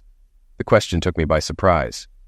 "They look like Marcy, but I don't think so. I doubt the affair has been going on that long," I replied softly. "But you could ask Jack to take a DNA test." Jace looked devastated and said, "I will, please. Just don't say anything until I talk to him." He's my son, but I don't condone what he did. I don't know what to do." I stood there for a moment, unsure of what to say. Finally, I nodded and said, "I'm sorry too, but I have to go. I need to get custody of my daughters. That's my priority." As I turned to leave, Jace called after me. "When Jack gets back in 2 weeks, he's gone. I've heard rumors about his affairs, but I never had proof until now. I never thought it would be with one of my employees' wives." I left Jace's office with a heavy heart, feeling a mix of relief and anger. The whole situation had spiraled out of control so fast, and I knew there was still so much more to handle. Despite wanting to escape it all, I knew I had to face what was coming. After cashing my check, emptying our joint accounts, and paying the bill at Jameson's Auto, I drove to my daughter's elementary school. I asked to speak with the school counselor, Miss Connors. After explaining the situation, she agreed to bring my daughters out of class so we could talk. When they saw me, their faces lit up with excitement, but their joy quickly faded when they noticed how serious I was. I began, "Girls, I need to talk to you about something important." They looked at me confused. Miss Connors was about to leave, but I stopped her. "It's best if you stay," I said. "I don't want anyone thinking I'm manipulating this." Linda, my eldest, asked first, "What's going on, Dad?" Taking a deep breath, I said, "I want to know who Uncle Jack is and how long he's been staying with you." Linda and Lauren exchanged nervous glances before Linda answered. "He's a cousin of Mom's," she said cautiously. "He moved back here a few years ago." "How long has he been living in our house?" I asked. The girls hesitated. "He's been renting the upstairs apartment for 3 years, Lauren replied quietly. "Mom said it was a surprise for you. We didn't know you didn't know." Their words hit hard. "Girls, you need to understand," I said, trying to keep calm. "Uncle Jack isn't a cousin. He's been living with your mother because they're having an affair." Linda and Lauren turned pale as the truth settled in. "What?" Linda whispered. "But Mom told us." I shook my head. "I'm sorry, but it's true. That's why I'm divorcing her." Miss Connors, who had been quietly watching, stepped forward. "Girls, your father is telling the truth. I've seen this before, and I'll be here to help you through it." Lauren began to cry, and Linda hugged her. Watching them try to understand shattered me all over again. "Dad, what's going to happen to us?" Linda asked, her voice trembling. I knelt down, holding their hands. "I'm going to fight for custody," I said. "But until I find a new job and get things in order, you'll have to stay with your mom." "I'm sorry, but that's how it has to be for now." They nodded, tears streaming down their faces. I kissed them both on the forehead and watched as they returned to class. Miss Connors gave me her number, saying, "Have your lawyer call me. I'll testify about today." I thanked her and left the school, overwhelmed with sadness and anger. This wasn't how I imagined my life, but there was no turning back now. On the way home, I stopped at a flower shop and asked for a bouquet of dead flowers. The florist looked at me strangely, so I explained it was a gag gift. She laughed and pulled some wilted stems from the trash. "Will these work?" she asked. I smiled. "Perfect." After they wrapped the flowers, I headed back to the house. I placed the bouquet on the bed along with the card from my daughters that said, "We love you, Uncle Jake," and a baby doll I had cut up with Marcy's sewing scissors. Then I loaded my tools onto the truck bed, covering them with a tarp. The tools were worth a small fortune. I tossed the suitcases into the truck and tied everything down securely. As I was finishing up, my neighbor, John Zecksmith, came over and said, "I guess you didn't know about Marcy's second husband, huh?" I looked at him, confused. "Second husband?" "In a common law marriage," John explained. "It's been going on for at least 3 years. We all thought you knew. We assumed you and Jack had some kind of arrangement." My blood ran cold. "No, I didn't know," I said softly. "I just found out today." We talked a while longer, and John suggested I move my truck to his garage to keep an eye on the house. I agreed, and as night fell, I watched from John's garage as my wife of 13 years pulled into the driveway. She had no idea what was waiting for her inside. Through binoculars, I watched Marcy go straight to the bedroom. She smiled at the bouquet of dead flowers, thinking they were from Jack. But her smile faded when she picked up the card for Uncle Jack and saw the baby doll in pieces on the bed. Her face turned pale as panic set in. She opened the box of dead flowers, and when the smell hit her, she recoiled, looking like she was about to be sick. I could see her trying to make sense of it all, still unaware that I knew everything. Just then, my daughters got off the school bus and walked to the front door. Lauren texted me, "Dad, don't answer the phone. We want you to hear what we say to Mom." I explained the situation to John, and we set up the speakerphone so we could listen to the conversation together. The girls went straight to their mother's room, where she was still struggling to understand what I had done. She hadn't yet grasped the meaning behind my actions. After greeting their mother, my daughters began to explain. "Dad called us out of class today because he wanted to talk to us alone," Linda started. I could tell by Marcy's expression that she was fully engaged now.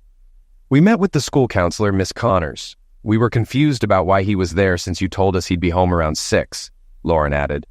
That's when he asked Miss Connors to stay. The first thing he asked was who Uncle Jack was and how long he's been part of the family, Linda said. I told him you said Jack was a distant cousin who moved back to the area, Linda explained. Fear crossed Marcy's face. Now she understood who had left the message on the bed.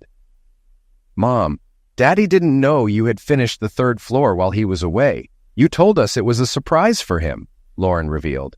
We realize now that it wasn't, Linda added. We kept your secret, and it was a surprise for Daddy, Linda said. But he found out today, Lauren added. Mom, you always told us not to lie, but now we realize that lying to the family seems to be okay for you. Tears started streaming down Marcy's face as the truth unfolded. Dad didn't know Uncle Jack had been renting the 3rd floor for over 3 years, Linda stated. We explained to him that you never slept in the bed you and Daddy shared when he was home. It was always made before you left for work, and we knew that wasn't normal, Lauren continued. Marcy's face turned white. Her daughters had unknowingly revealed her secret, and even the smallest detail, like the made bed, was exposing her. We told Daddy that while we never saw you with Uncle Jack, we often saw you coming downstairs from the 3rd floor in the mornings when he wasn't home, Lauren said. Dad said he's divorcing you because Jack isn't a cousin. He's your lover, Linda added.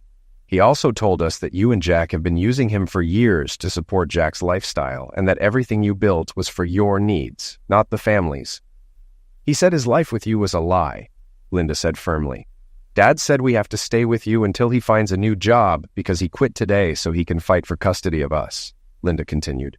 Miss Connors told us Daddy had no choice but to quit since the court wouldn't grant custody to a long-distance truck driver, Linda explained. After that, we went back to class, Linda said softly. Marcy sat on the bed, tears pouring down her face. She knew everything the girls had said was true, and she couldn't deny it. Heath was making the right moves, preparing for the inevitable battle. As a social worker, Marcy knew exactly what the state would be evaluating when the court ordered a family assessment. We ended up breaking down, and the counselor had to take us out of class for the rest of the day, Linda continued quietly. She talked with us for a while to calm us down, Lauren added. We also learned that sleeping with someone else while you're married is called infidelity, Mom, Lauren said bluntly. Miss Connors said it's the biggest betrayal in a marriage, Linda added. You don't seem bothered by it, or we wouldn't be talking about this. Miss Connors also wondered why you thought you could live such a long life with 2 husbands, Lauren said. I don't have 2 husbands, Marcy whispered to herself as if trying to convince herself. I have one, Heath, and a lover. But that's not how everyone else sees it, Mom, Linda shot back sharply. Heath had decided that his pride wouldn't allow him to do anything but file for divorce. To him, Marcy had used him for years, and his daughters had seen through it. Lauren and I talked about what you did, Mom, Linda said, her voice shaking. We think you must have hated not just Daddy, but us too. That's the only way we can understand why you've been doing this for so long. Miss Connors said that if you loved our father, you never would have done this to him, Lauren added, her voice trembling. Marcy was sobbing uncontrollably now, her body shaking. She had never imagined her daughters would learn the truth this way and confront her so harshly. Before we got on the bus, Miss Connors asked if we were okay, Linda said. She offered to take us home, but I told her we needed time to talk. Miss Connors also said she would testify in court about what she heard today, if necessary. She's seen too many families fall apart because of lies, Lauren added. We whispered a lot to each other on the bus ride home, Linda said. We made some decisions. Marcy buried her face in her hands, unable to stop crying. Mom, we're 12 years old, but in a year we'll be old enough to decide who we want to live with, Lauren said firmly. Miss Connors explained that when we turn 13, we can choose. We've decided to live with Dad, Linda said resolutely. We'll call Grandma and ask her to take us in, Lauren continued. I'm sure she and Grandpa will let us stay with them until Dad has everything sorted out.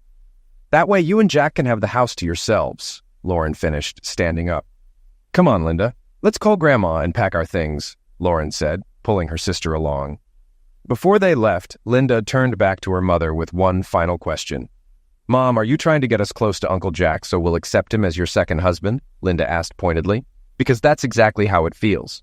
Marcy was devastated, unable to respond as her daughters exposed the truth. All she could do was watch as they went downstairs to call their grandmother. Her daughters had inherited their father's clarity. They saw the situation for what it was and made their conclusions without hesitation. I sent Marcy a text. What you found on the bed was my doing. Let your common-law husband know I'll be suing him for joint custody of you and the children. Through binoculars, I saw the realization hit her, that if I took her lies and secret lifestyle to court, she would lose all rights to our daughters. Marcy understood she was defeated, with no happy ending in sight. If I sued and exposed Jack, it would ruin them both. John and I timed it. Less than 5 minutes later, my in-laws arrived. John opened the front door so we could hear the conversation. The voices were so loud they sounded like screams. My mother-in-law scolded Marcy as she took the girls out of the house, but it was my father-in-law who put things into perspective. Since you've cut Heath out, once things settle with Jack, you'll be looking for another long-distance driver to replace him, my father-in-law said angrily. Jack has already shown he thinks so little of you that he lets you share yourself with others. Your behavior makes it clear that one man will never be enough for you. John and I could see Marcy was crushed by her father's words, crying so hard she couldn't speak. We'll contact Child Services tomorrow to figure out the next steps, said Marcy's mother. Our granddaughters called us and explained why they wanted to leave. I'm proud of them. Clearly someone raised them right, and unfortunately it wasn't you. John closed the door, grabbed a couple of beers, and we sat down in the kitchen. Your daughters see things for what they are, Heath. You should be proud, John said. To be honest, when the construction crew was working, Marcy told us you were renting out the third floor for extra income. I never questioned it because you didn't need the money.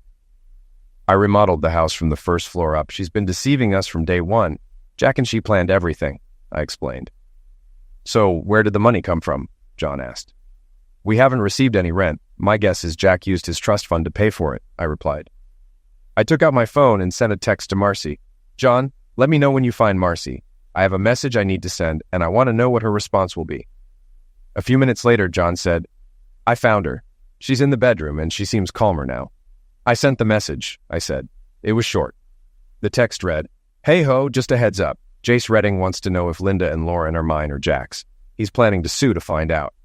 Oh my God, she's lost it, John said. She threw the phone at the wall. Now she's lying face down on the bed, crying hysterically. John walked back to the kitchen with a smile. What did you say to her? I just asked if Jace and I needed to know if Linda and Lauren were Jack's or mine, I replied. Jace told me rumors had been circulating for years that his son was having an affair with a married woman, so I asked a question that everyone wants answered.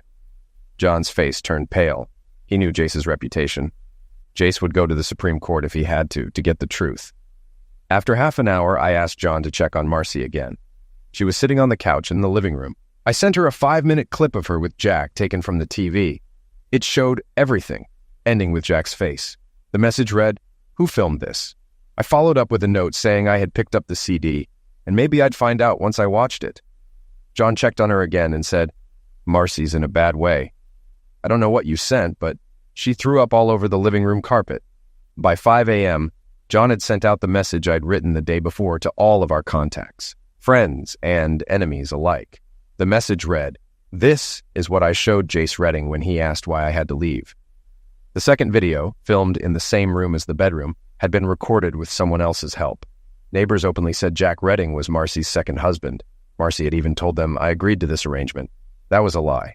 I'd only found out yesterday and planned to file for divorce and sue Jack. It wasn't a good start to the day for most people. I pulled into a truck stop just outside of town, ordered a trucker's breakfast, and sat down to eat. From my booth, I could see my truck parked outside.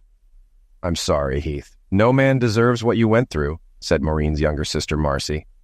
Mind if I join you? I nodded, and Maureen sat down across from me as I sipped my hot coffee slowly. Mom and Dad filled me in last night. The girls told them everything once they got home. We were all shocked, Maureen explained. Just so you know, if you change your phone number, please let us know so we don't give it to Marcy by mistake.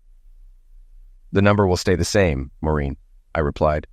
I was planning to quit my job in a couple of months anyway, so I could be home in the evenings as my girls start their teenage years. What was my sister thinking?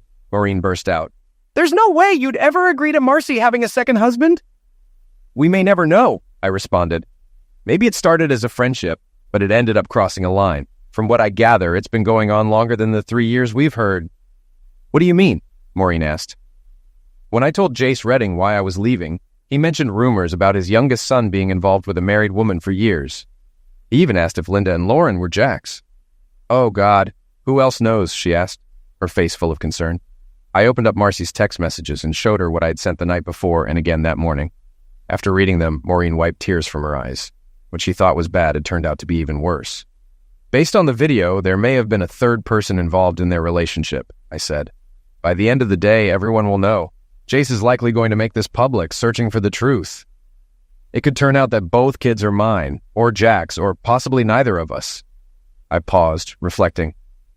Now I'm wondering if the person who shot the video was a man or a woman. Maureen noticed the tears in my eyes and stood up, taking my hand. We didn't say a word until the waitress came to take our order, and I eventually let go of Maureen's hand to eat. Heath and Marcy had married at 19. She was the youngest bridesmaid, and even back then, she was in love with him. To her, Heath was handsome and admirable, and even now, she felt the same. Heath worked as a long-distance trucker to support her while she pursued her university degree. When she graduated, she had multiple job offers, but she chose the one in her hometown. Maureen realized it was because of Jack, her first love, whom their parents had never approved of. Maureen observed Heath closely, sensing he couldn't fully process everything yet. Still, whenever Heath was home, he dedicated much of his free time to the family. Maureen had always admired Heath. He was honest, treated her as an equal, and had always been there when she needed advice. Heath had a way of turning big problems into manageable ones, and it wasn't hard for Maureen to fall in love with him. Every man she'd met since then had fallen short of the standard Heath had set. Though her parents urged her to marry, Maureen couldn't tell them she had always loved Heath. He was loyal and never looked at another woman, but now she was determined to find a way to keep him in her life. When the time was right, she would show him he had married the wrong sister. Heath, have you figured out where you're going to live? Maureen asked, breaking the silence. Linda and Lauren asked Mom and Dad to take them in. They're angry and upset. But they're proud of me, Maureen continued. The girls told our parents they would tell the court they want to live with you. Mom and Dad have explained that you're doing the right thing for the long term. I can bring them to see you on weekends if you'd like. I opened my notes and handed her the farm's address. My father and I are building a bar and store next to the place. I'll be staying with the tenant on the farm we own. I'll check with them, but we're also building a 2-bedroom apartment where I'll live. Why there? Maureen asked, curious. We have 10 acres on either side of the intersection. After we develop it, we'll subdivide it into 3/4-acre lots. There's nothing nearby, so the store will be a convenient attraction. How did you find it? She asked. I was driving across the country to save time, I explained. Traffic was bad, so I noticed a 4-way stop and followed it. The area has enough traffic to support a business. After we finished eating, I picked up the check. Maureen leaned over and kissed me on the cheek, as she always did, making me smile. Don't forget, Heath, Maureen said. A lot of us have always loved you for who you are. While driving, I called my dad and told him everything. He promised to find me a top divorce lawyer. I tracked the 75-mile drive and arrived at the construction site just after 8:30. I smiled, knowing my dad was building a big project. 8 pumps for cars and small trucks and 2 for large trucks. The pits were dug, and blocks for the leak system were already in place. Construction on the floor and concrete for steel supports had also started. I walked into the trailer and saw the project, which was similar to others except for the 24-square-foot apartment on top. A sign my dad saw the neighborhood's potential. 2 hours later, I left for the farm, where Bill Robinson greeted me. He admired my restored Ford truck, recalling the days when weight and solid metal were key. Mrs. is serving lunch, and I was told to stop by, Bill said. His wife, Betty, made a farmer's lunch, and she was thrilled by how much I ate. I helped clean up, and she noticed I wasn't wearing my wedding ring. By the time we finished, she had coffee ready. I spent the next 2 hours telling them about the last couple of days. Bill mentioned that the girls and their aunt would be welcome to stay, saying, It'd be nice to have young folks around again. Later, I wrote to Maureen, telling her she could visit every Friday night. She replied, "It's a date." Thursday afternoon, I reviewed a video on my laptop, but no faces appeared. Using my phone, I sent everything, including Miss Connor's contact info, to my dad. I asked him to have Jack served and told him Marcy could be served at the social services office. Out of spite, I even sent a video from the disc and texted Marcy. The other women did better in the video, nothing special here. Maureen, a tax major, laughed as the girls texted their dad every 10 to 15 minutes. The 75-mile drive flew by. Once at the site, they sent one final message before seeing him waiting at the driveway. Linda and Lauren jumped out and ran into my arms. Bill introduced Betty to everyone, and the girls loved the room she prepared for them. Bill showed them around while Betty finished cooking. After dinner, I cleaned up with the girls, and Betty watched as we washed the dishes. Bill told the girls about the swings, the swimming pond, and bikes they could try. I was worried about how they'd spend their time, but Bill and Betty had it all figured out. After the kids went to bed, Maureen and I talked. "Heath, these past few days have been wild. Jack was someone Marcy secretly dated when we were young. They've been involved that long." "That makes sense," I said. "I was the safe choice. Jack had a wild side Marcy loved, but he took advantage of it. He left her with a mess she didn't deserve." "Mom and Dad spoke to Child Services," Maureen said.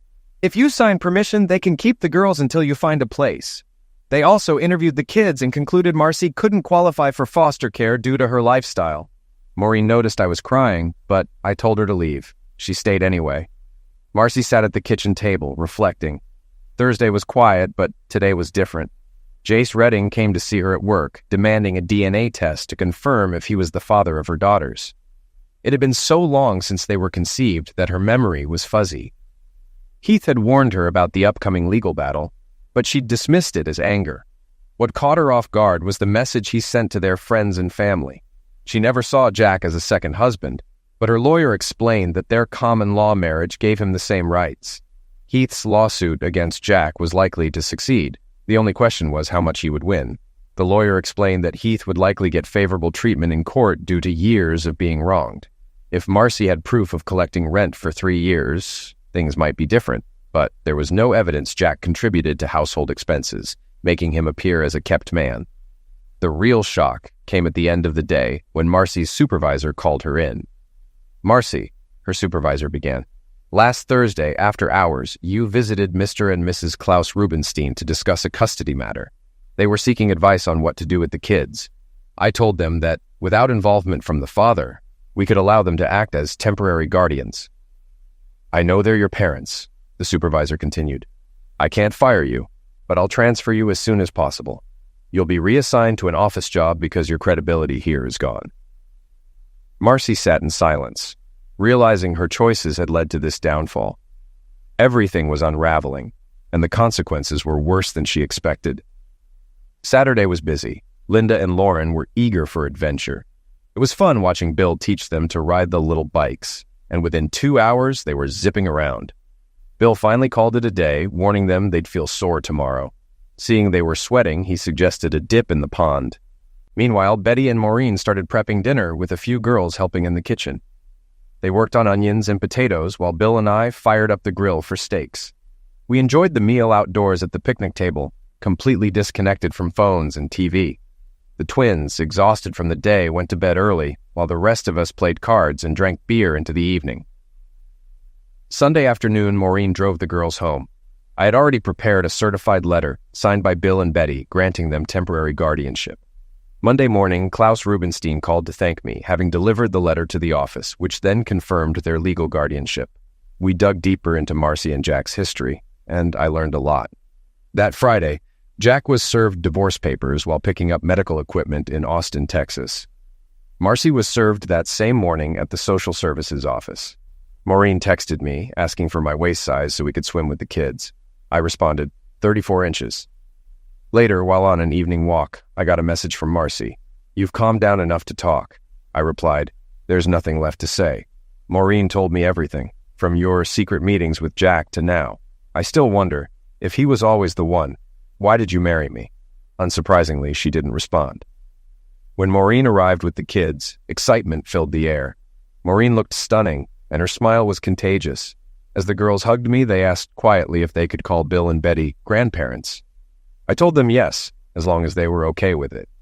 As the kids ran off to greet Bill and Betty, Maureen kissed me unexpectedly. I smiled and told her to listen to the girls. We turned toward them, and Lauren asked, "Can we call you grandparents?" Linda added, "Is that okay?" Bill and Betty were thrilled, and Betty's tears flowed. We later learned she and Bill couldn't have children, and hearing my daughters call them grandparents was something she thought she'd never experience. After dinner, I told Maureen that both Marcy and Jack had been officially served. I showed her Marcy's last message and my response. "You know my sister can't admit her actions," Maureen said quietly. "She'd have to face the truth about herself." "Enough about her," I said. "When are you going to find a man who loves you the way you deserve?" Maureen smiled. "I've already found him, but getting him to realize it is the challenge." The next morning, Bill and I were up early, enjoying coffee outside. "Heath," Bill began, "Betty is my second wife. My first did to me what Marcy did to you." I was surprised. "Why tell me this?" "Don't let your anger blind you to what's right in front of you," he said. "Maureen's been by your side all along. When you're ready, ask yourself why." I started to understand. Could Maureen want more than friendship?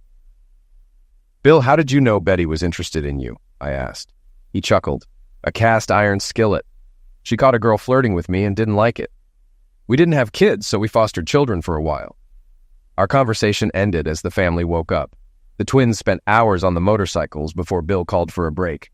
"Enough, girls, take a swim in the pond."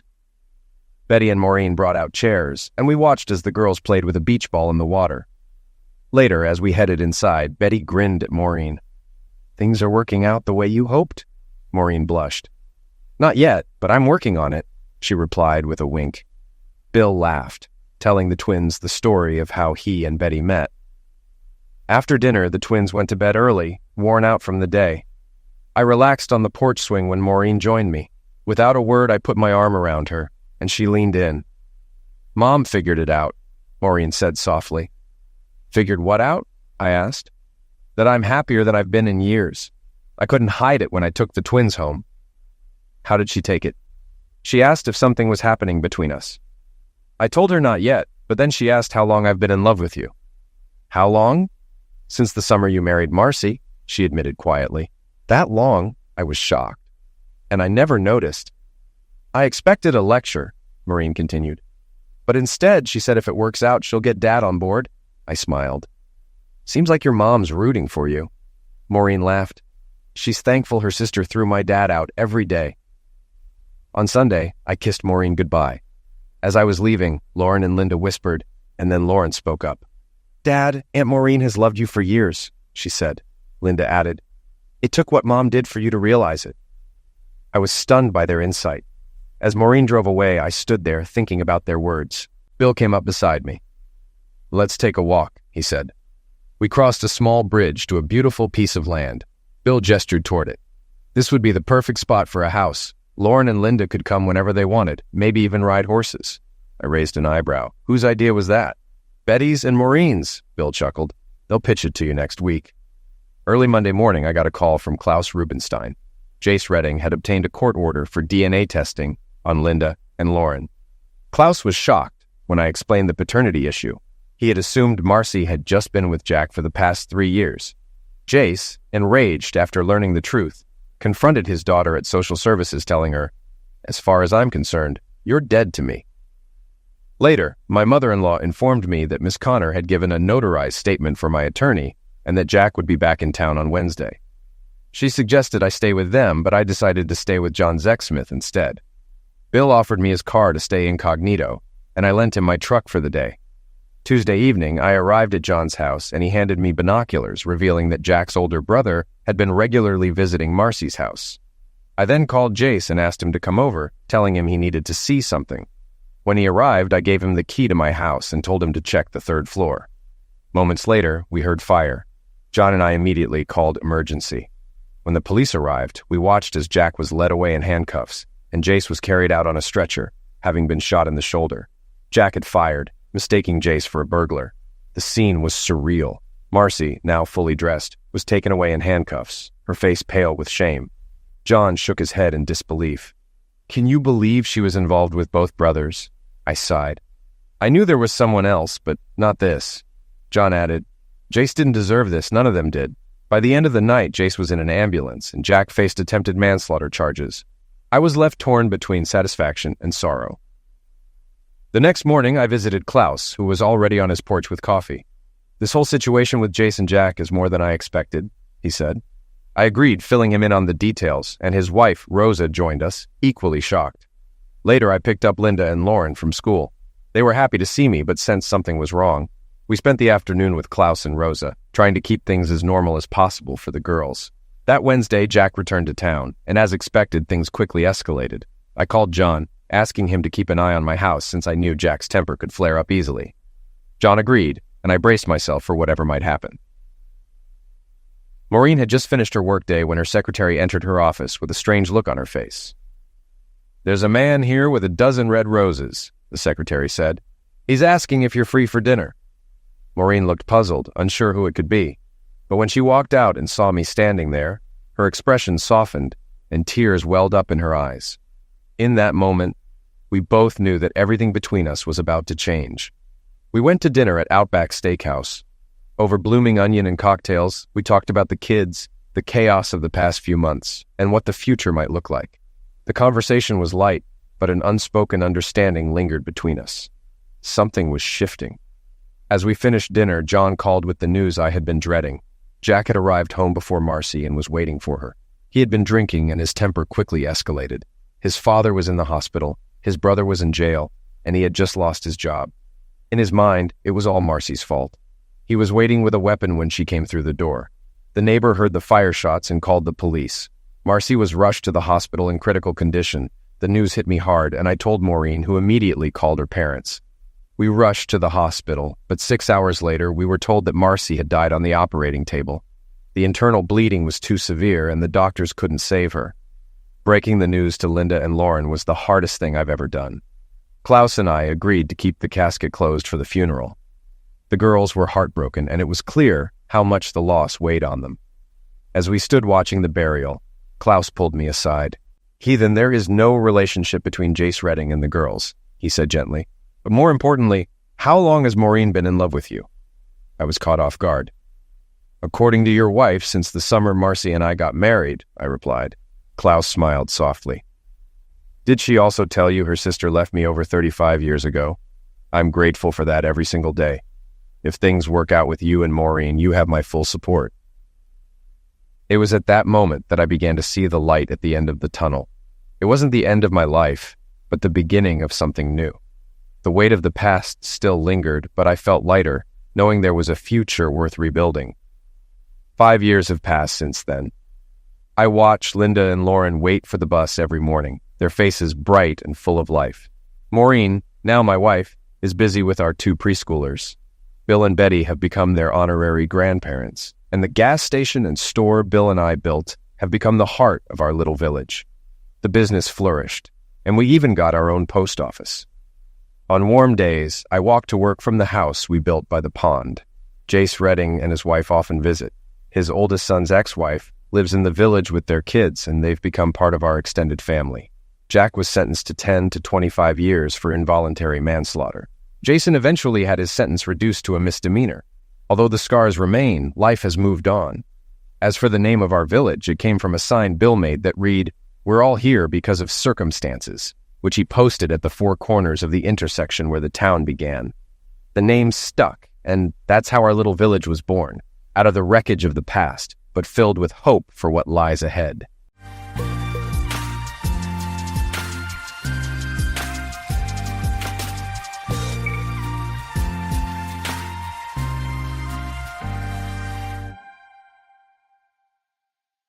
Hey there, and welcome back to Cheating Tales Lab. We're so glad to have you here today.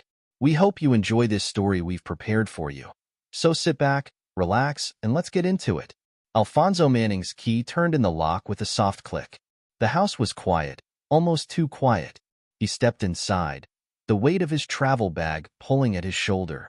"Shannon," he called out, his voice echoing through the empty rooms. No answer. He glanced at his watch. 4:30 p.m. Shannon wouldn't be home from work for another hour at least. Alfonso had wrapped up his security consultation job early, hoping to surprise his wife. Now, standing in the silent house, an inexplicable unease settled over him. He made his way upstairs, his footsteps heavy on the wooden steps. In their bedroom, he dropped his bag on the bed and began unpacking, his movements automatic after years of business trips. Suits went on hangers, dirty laundry in the hamper, toiletries back in the bathroom. As he hung up his last shirt in Shannon's closet, something caught his eye. A slight irregularity in the back panel, barely noticeable unless you were looking for it. And Alfonso, with years of security work under his belt, was always looking. "What the hell?" he muttered, running his fingers along the edge. There was definitely something off about this panel. He pressed gently, feeling for any give. With a soft click, a hidden compartment popped open.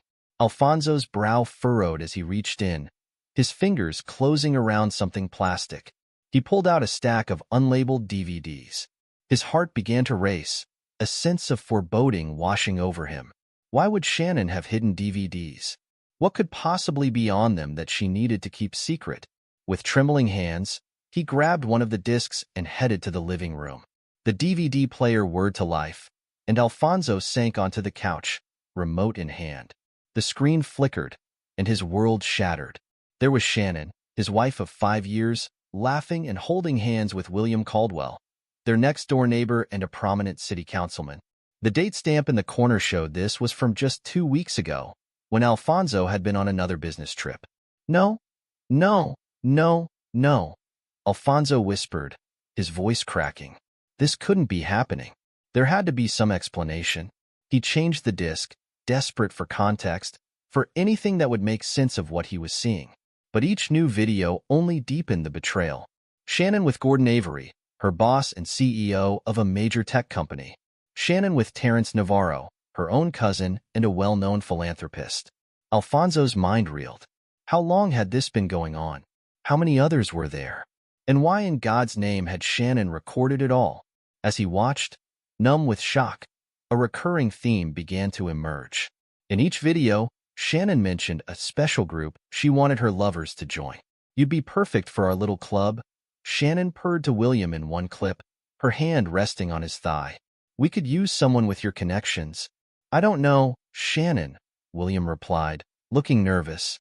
"It sounds complicated." Shannon laughed, the sound sending chills down Alfonso's spine.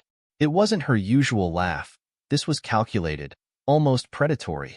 "Oh, darling, it's only as complicated as you make it. Think of the possibilities."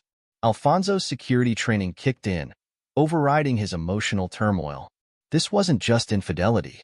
The way Shannon manipulated each man, the careful way she broached the topic of this group, it all reeked of a calculated scheme.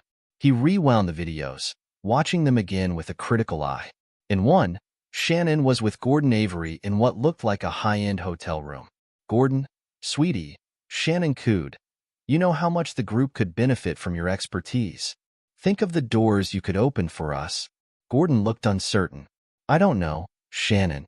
My position, it's delicate. If anyone found out..." Shannon cut him off with a kiss. "No one will find out. We protect our own. Isn't that worth something?" Alfonso's stomach churned. He fast-forwarded through scenes of intimacy, focusing on the conversations. With Terrence, Shannon took a different approach. "Terrence, darling," she said, her voice honey-sweet. "Think of all the good we could do with your connections. The charity work alone." Terrence seemed more eager than the others. "You really think I could make a difference?" Shannon's smile was triumphant. "Oh, absolutely. We're going to change the world, one person at a time." As the sun began to set, casting long shadows across the living room, Alfonso sat in stunned silence. The woman on these videos, she wasn't the Shannon he knew, or thought he knew. This Shannon was manipulative, cunning, and deeply involved in something that set off every alarm bell in Alfonso's head. He glanced at his watch again. Shannon would be home soon. He needed to act normal, to pretend he hadn't just had his entire world turned upside down. But more than that, he needed help. This was bigger than just his marriage. Whatever Shannon was involved in, it was dangerous. Alfonso made a decision. He carefully returned the DVDs to their hiding place, making sure everything looked undisturbed. Then he picked up his phone, scrolling through his contacts. He needed someone he could trust, someone with the skills to dig deeper into this special group. His finger hovered over a name, Sylvia Rodriguez, a former colleague who'd left the security world to become a private investigator. If anyone could help him unravel this mystery, it was her. Taking a deep breath, Alfonso pressed call. The next morning, Alfonso sat at his desk at Elite Guard Solutions, staring blankly at his computer screen. The words blurred before his eyes, his mind still reeling from yesterday's discovery. He'd barely slept, lying awake next to Shannon, hyper-aware of every move she made, every breath she took. How could she sleep so peacefully while their entire life together was a lie? Manning, you all right? His colleague, Jake, peered at him from across the room. You look like hell, man. Alfonso forced a smile, hoping it didn't look as fake as it felt. Just a rough night. I'm fine. As soon as Jake turned away, Alfonso pulled out his phone. His conversation with Sylvia last night had been brief. She'd agreed to meet him today. His fingers hovered over her name for a moment before he pressed call, his heart pounding. Sylvia Rodriguez speaking, came the crisp voice on the other end. Sylvia, it's Alfonso. We still on for lunch? There was a pause. Of course. The cafe we discussed in an hour? Alfonso glanced at his watch. I'll be there. An hour later, they sat in a quiet corner of a nearby cafe. Alfonso's coffee went cold as he recounted his discovery to Sylvia, whose face remained impassive throughout. And in every video, she keeps mentioning this special group. Alfonso finished, his voice low. Sylvia, I've never seen Shannon like this. The way she was manipulating these men. It was like watching a stranger. Sylvia leaned back, her eyes sharp. So you want me to dig into this special group Shannon's involved with? Alfonso nodded.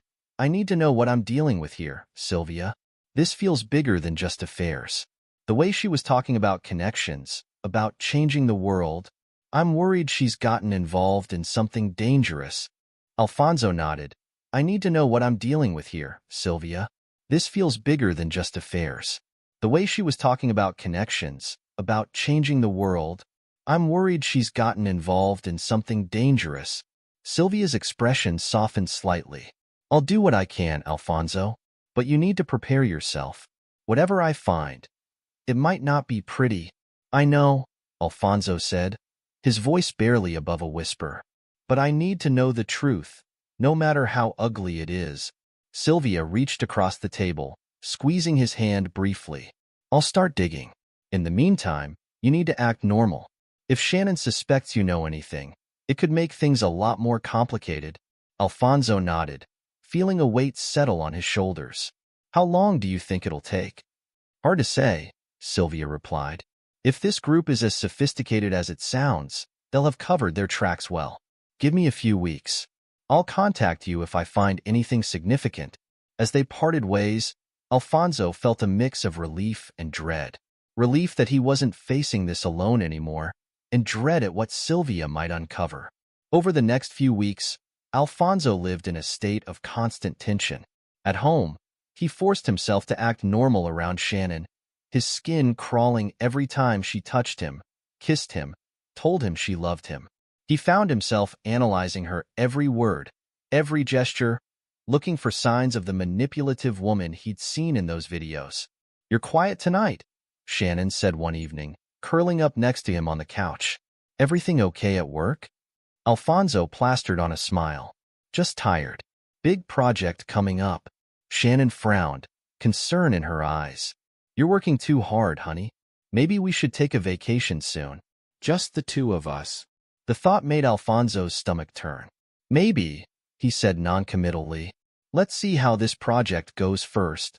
At work, he struggled to focus, jumping every time his phone buzzed with a potential update from Sylvia.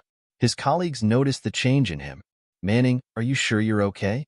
Jake asked one day, genuine concern in his voice. You've been off for weeks now. Alfonso sighed, rubbing his eyes. Just some personal stuff. I'll be fine. Jake looked like he wanted to say more, but just then, Alfonso's phone buzzed. A text from Sylvia. We need to talk. Same cafe, 1 hour. Alfonso's heart raced. This was it.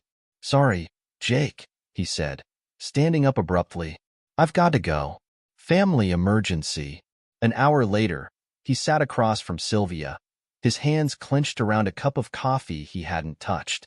It's worse than we thought, Alfonso, she said without preamble as soon as he sat down. Her face was grim, her usual professional detachment cracking slightly. This special group? It's a sophisticated cult-like organization. They target influential and wealthy individuals for marriage and affairs. Alfonso felt the blood drain from his face. What's their endgame? Sylvia's voice was low, her eyes darting around to make sure no one was listening. Blackmail, primarily. They use these relationships to force their targets into joining or financing their operations. But that's not all. She paused, meeting Alfonso's eyes. They're involved in large-scale money laundering, identity theft, even human trafficking. And they've got their hooks deep into city government and law enforcement. Alfonso's mind raced, piecing together the implications. The influential men in the videos, a city councilman, a CEO, a prominent philanthropist, all perfect targets. So Shannon is a key player, Sylvia finished. I'm sorry, Alfonso, but your wife is at the heart of this organization. From what I've been able to uncover, she's one of their top recruiters. Alfonso felt like he'd been punched in the gut. He'd known it was bad, but this was beyond anything he'd imagined. How long has this been going on? Sylvia shook her head. It's hard to say for certain. This group is good at covering their tracks. But from what I've pieced together, Shannon's been involved for at least 3 years. 3 years. Half their marriage. Alfonso's world tilted on its axis. What do I do now, Sylvia? I can't just go home and pretend everything's normal. Not knowing this, Sylvia leaned forward, her voice urgent. You have to, Alfonso, at least for a little while longer. This organization is dangerous. If they suspect you know anything, your life could be in danger. She paused, considering. There's a charity gala coming up next month. A lot of the city's elite will be there, including several people I've identified as likely members of this group. If we're going to expose them, that might be our best chance. Alfonso nodded slowly, his mind already working on a plan. I'll need your help, Sylvia. We'll only get one shot at this. You've got it, Sylvia replied without hesitation. Whatever you need. As they parted ways, Alfonso felt a strange mix of emotions. Horror at what he'd learned, fear for what lay ahead, but also a grim determination. He'd dedicated his life to protecting people. Now, he had the chance to take down an organization that had hurt countless individuals, including him. He squared his shoulders as he walked back to his office. It was time to start planning. The weeks leading up to the charity gala were a blur of careful planning and sleepless nights for Alfonso. Every moment at home felt like a performance, each interaction with Shannon a dangerous dance where one misstep could give everything away. Are you excited about the gala? Shannon asked one evening as they got ready for bed. Her voice was light, but Alfonso caught the calculating look in her eyes. He forced a smile. Of course. It's always a good time. You? Shannon's answering smile sent chills down his spine. Oh, absolutely. I have a feeling this year's event will be memorable. If only she knew. Finally, the night of the gala arrived. Alfonso stood in front of the mirror, adjusting his bow tie. The invitation lay on the dresser, a gilded reminder of the night ahead. Shannon emerged from the bathroom, resplendent in a shimmering gown that hugged her curves. You look handsome, she smiled, kissing his cheek. Alfonso fought the urge to recoil, to wipe away the touch of her lips. Thanks, he managed, his voice steady despite the turmoil within. You look beautiful. As they drove to the gala, Alfonso's mind raced. Everything was in place. Weeks of careful planning, of late-night meetings with Sylvia, of calling in favors and making discreet inquiries, would come to fruition tonight. The ballroom was a sea of glittering dresses and crisp tuxedos. Alfonso scanned the crowd, recognizing faces from Shannon's videos. William Caldwell holding court near the bar, his wife oblivious at his side. Gordon Avery laughing with a group of executives, his hand possessively on the small of his assistant's back. Terrence Navarro charming a cluster of socialites, his eyes constantly darting to Shannon. "I'm going to mingle," Shannon whispered, squeezing his arm before disappearing into the crowd.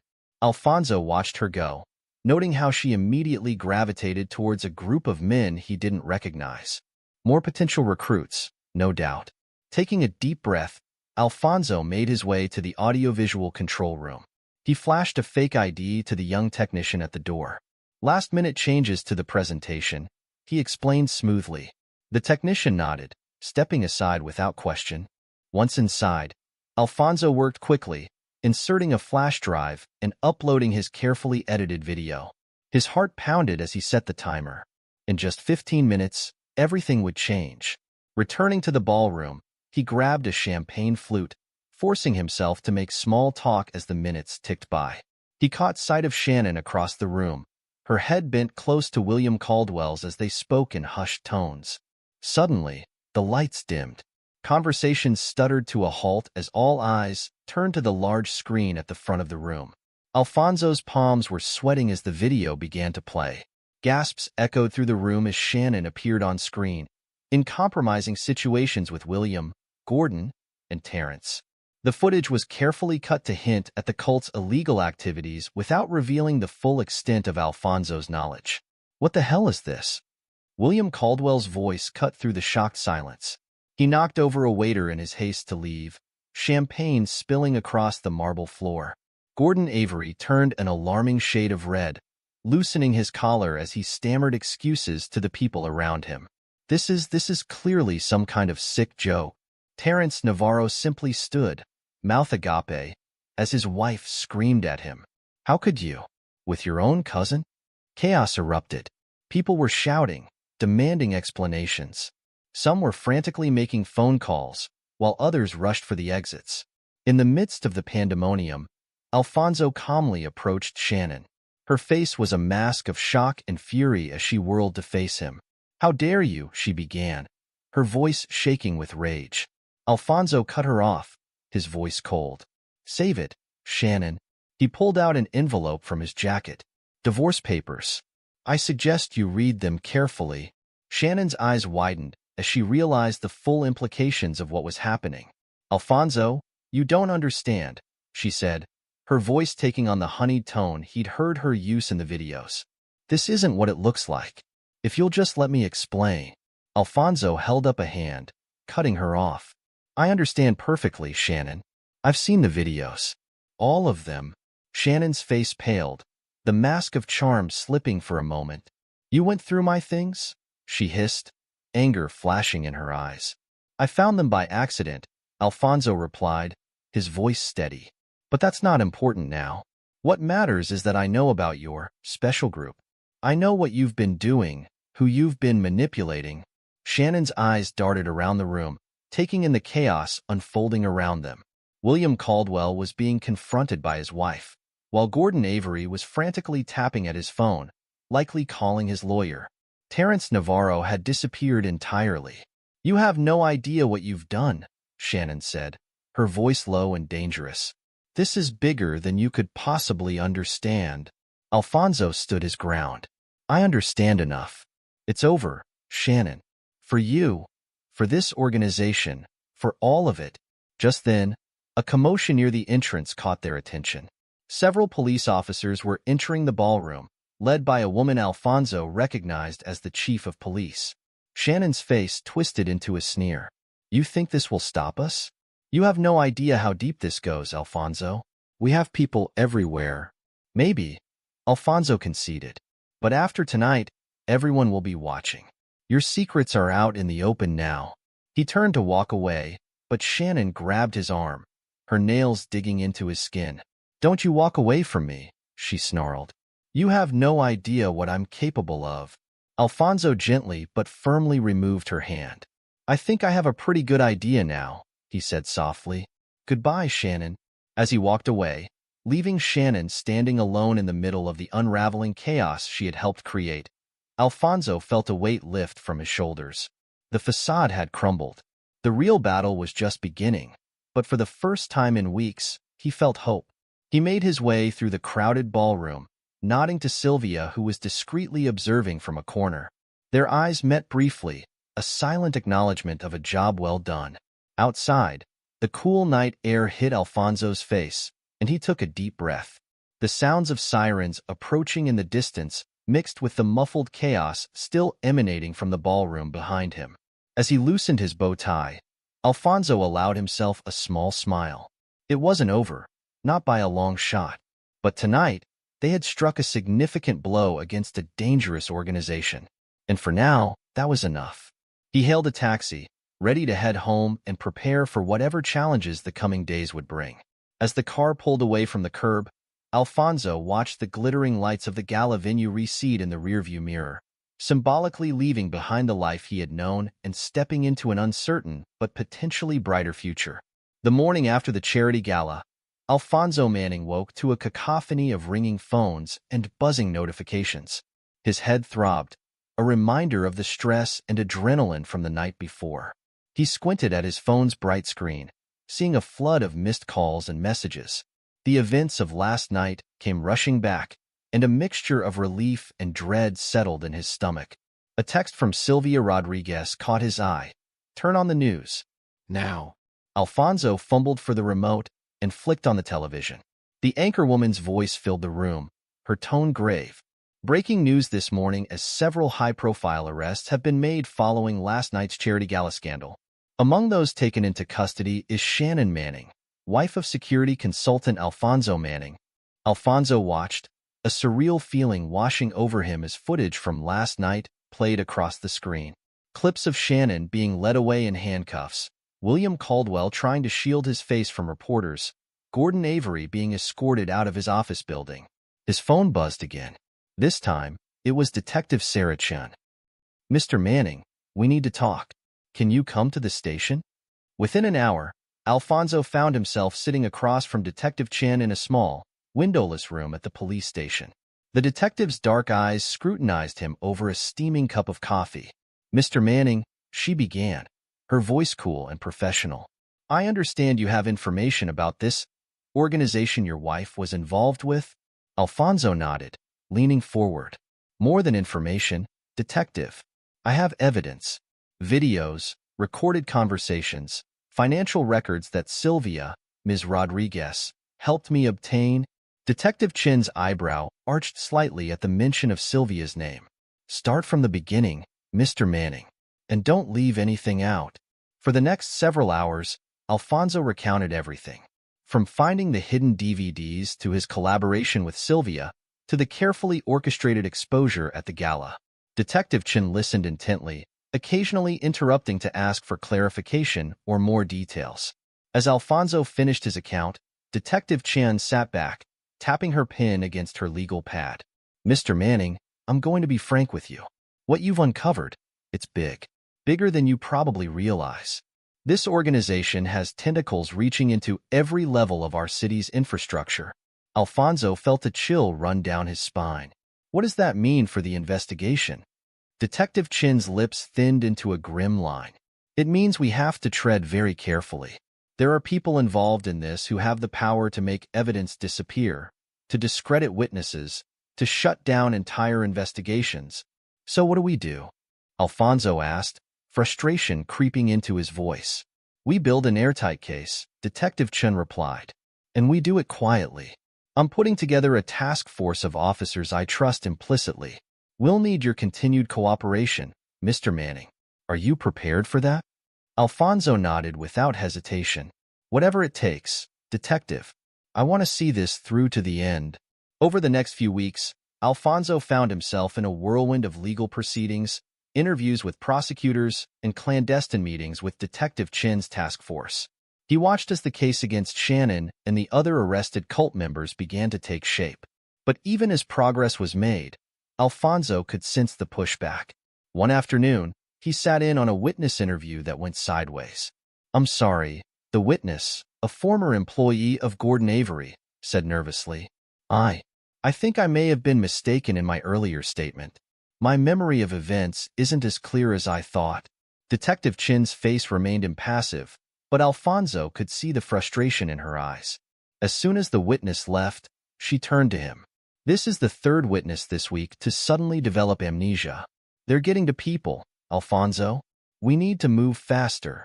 The stress began to take its toll on Alfonso. Nightmares plagued his sleep, filled with shadowy figures and Shannon's accusing eyes. During the day, he found himself constantly looking over his shoulder, jumping at every unexpected sound. At Sylvia's insistence, he started seeing a therapist, Dr. Ramirez. It's normal to feel overwhelmed, Alfonso, Dr. Ramirez said during one of their sessions.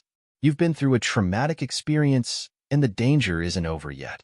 But remember, you're not alone in this. Alfonso nodded. I know. It's just, I keep thinking about Shannon. How could I have been so blind? How did I not see what was happening right under my nose? Dr. Ramirez leaned forward, her voice gentle but firm. Alfonso, master manipulators like Shannon and this organization, they're experts at hiding their true nature. You can't blame yourself for their actions. Taking her words to heart, Alfonso made a conscious effort to strengthen his relationships with trusted friends and colleagues. He found solace in their support, drawing strength from their unwavering belief in him. One evening, as he was having dinner with Sylvia and a few close friends, his phone buzzed with a message from Detective Chen. We've got a problem. Meet me at the usual place in an hour. Alfonso felt his stomach drop. He made his excuses and left, his mind racing with possibilities. What new obstacle were they facing now? Months passed, and the legal battles raged on. Alfonso had settled into a new routine, dividing his time between his work at Elite Guard Solutions and assisting with the ongoing investigation. But the constant pressure was wearing on him. One evening, as Alfonso was leaving work late, he noticed something off about his car. The security system light was blinking irregularly. Years of training had taught him to trust his instincts, and right now, they were screaming that something was wrong. As he approached his vehicle cautiously, a man stepped out of the shadows. Mr. Manning, the stranger said, his voice devoid of emotion. I have a message for you. Alfonso tensed, ready for a confrontation. Who are you? What do you want? The man held out an envelope. An invitation, Mr. Manning. My employers would like to have a word with you. I suggest you accept. Alfonso's mind raced. This had to be the cult. But why now? Why like this? And if I refuse? He asked, already suspecting the answer. The man's expression didn't change. That would be unwise. There's a car waiting. I suggest you get in. Refusing or contacting the police will have dire consequences. Alfonso weighed his options quickly. Running or calling for help seemed futile and potentially dangerous. The smartest move was to play along, to see where this led. As he followed the man to a waiting car, Alfonso discreetly activated the burner phone hidden in a secret pocket of his jacket, a precaution Sylvia had insisted on weeks earlier. He sent out a prearranged distress signal, hoping Sylvia would understand its significance. The car ride was long and winding. Alfonso tried to keep track of their route, but after a series of seemingly random turns, he found himself thoroughly disoriented. The man who had delivered the invitation sat beside him, silent and still as a statue. Where are we going? Alfonso asked, breaking the tense silence. The man didn't even turn his head. You'll see soon enough, Mr. Manning. Patience is a virtue. Alfonso fought the urge to laugh hysterically. Patience? When he was being kidnapped by a dangerous cult. But he kept his composure, his mind working furiously to prepare for whatever lay ahead. After what felt like hours, the car came to a stop. Alfonso peered out the window, taking in their destination with a mix of curiosity and apprehension. Before them stood the Starlight Hotel, a once grand building now fallen into disrepair. Its windows were boarded up, and the faded sign hung crookedly above the entrance. Charming place, Alfonso muttered as he was led out of the car. The man ignored his comment, guiding him through the dilapidated lobby and up a creaking staircase. The musty smell of neglect filled his nostrils as they made their way down a dimly lit corridor. Finally, they stopped in front of a set of double doors. The man knocked twice, then stepped aside as the doors swung open. Alfonso found himself in what must have once been the hotel's ballroom. A long table dominated the center of the room, surrounded by high-backed chairs. and at the head of the table sat a man Alfonso had only seen in photographs and surveillance footage. Sammy Watkins, the charismatic and ruthless leader of the cult. "Mr. Manning," Watkins said, his voice smooth as silk. "We meet at last. Please, have a seat." Alfonso remained standing, his eyes scanning the room. He recognized several faces from the charity gala, men and women who had managed to evade arrest. They watched him with a mixture of curiosity and hostility. "I'll stand, thanks," Alfonso replied, keeping his voice steady. "What's this about, Watkins?" Watkins' smile never wavered. "Straight to business, I see. Very well." He leaned forward, steepling his fingers. "You've caused us quite a bit of trouble, Mr. Manning, but I'm a reasonable man. I believe we can come to an arrangement." "An arrangement?" Alfonso echoed, his tone skeptical. "Yes," Watkins nodded. "This investigation of yours is becoming quite inconvenient. We want you to use your influence to halt it. And of course, we'll need you to assist in Shannon's release." Alfonso felt a surge of anger. "You can't be serious." Watkins' eyes hardened. "Oh, I assure you, Mr. Manning, I'm quite serious. You have more influence than you realize. A word from you expressing doubt about the evidence, suggesting that perhaps things aren't as clear-cut as they seemed. It could go a long way. And why would I do that?" Alfonso asked, though he already knew the answer. "Because, Mr. Manning," Watkins replied, his voice taking on a dangerous edge, "if you don't, there will be consequences. Your career, your safety, the lives of your loved ones, all of it hangs in the balance.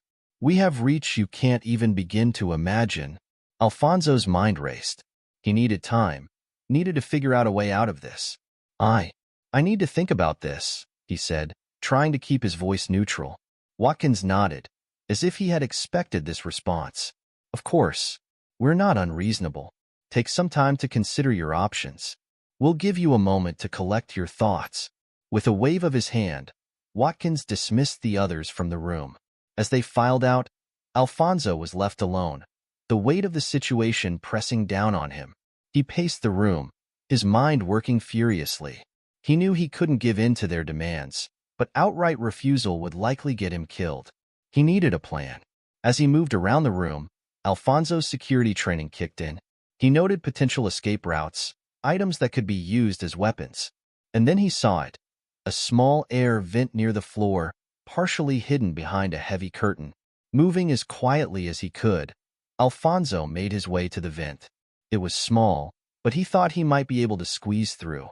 Using a pin from his pocket, he began working on the screws holding the vent cover in place.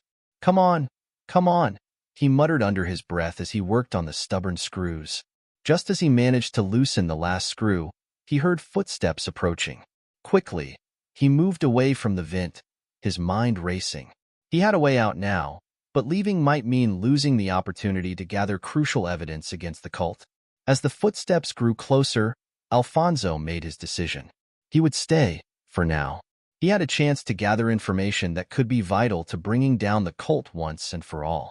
It was a risk, but one he was willing to take. The door handle turned, and Alfonso steeled himself for what was to come. Whatever happened next, he was determined to see this through to the end. He took a deep breath, centering himself. Years of security work had prepared him for high-stress situations. But this was on another level entirely. Alfonso Manning stood in the dimly lit room of the abandoned Starlight Hotel, his mind racing. He had freed himself from his restraints, but the real challenge lay ahead. The air was thick with dust and tension, and every creak of the old building set his nerves on edge. He pressed his ear against the door, straining to hear any movement outside. Nothing. The cult members had left him alone, probably to let the weight of their threats sink in. Little did they know, Alfonso had no intention of giving in. As he contemplated his next move, a faint sound caught his attention. At first, he thought it was just the old hotel settling, but then he heard it again. Voices, muffled shouts, the unmistakable sound of running feet. Alfonso's heart rate spiked. Had Sylvia received his distress signal? Was help on the way? Or was this something else entirely? He didn't have long to wonder. Suddenly, The relative quiet of the hotel was shattered by the sound of splintering wood and shouted commands. NYPD. Freeze. The cult members, caught off guard, began to retaliate. The crack of gunfire echoed through the corridors, and Alfonso instinctively dropped to the floor, his security training kicking in. Outside his room, chaos reigned. He could hear the sounds of struggle, of bodies hitting walls, of orders being barked and ignored. Alfonso knew he had to act fast. He scanned the room once more, his eyes landing on a heavy brass lamp. It wasn't much, but it was better than nothing. He grabbed it, hefting its weight in his hand as he approached the door. Taking a deep breath, Alfonso turned the handle. The door swung open to reveal a scene of utter mayhem. Cult members and police officers were engaged in hand-to-hand combat up and down the corridor. The air was thick with gunpowder and tension. Alfonso barely had time to take it all in before a cult member noticed him and charged. Without hesitation, Alfonso swung the lamp, catching the man square in the jaw. He went down hard, and Alfonso quickly relieved him of his weapon. Now armed, Alfonso moved swiftly down the corridor, his eyes scanning for familiar faces. He rounded a corner and nearly collided with Sylvia Rodriguez. "Alfonso!" she exclaimed, her face a mixture of relief and determination. "Thank God you're all right. We need to move now." "Sylvia, how did you—" She cut him off with a wave of her hand. "No time. Watkins is trying to escape. He's got a briefcase full of documents. Could be everything we need to bring this whole operation down." Alfonso nodded, his jaw set. "Where?" "Last seen heading for the roof." "Come on." They raced through the hotel, dodging debris and ducking under the swing of a cult member's fist. Alfonso's world narrowed to a pinpoint focus: find Watkins, secure the documents, end this once and for all. As they climbed the stairs to the roof, Alfonso caught a glimpse of a figure disappearing through a door. "There!" he shouted to Sylvia. "I'm going after him. Cover me."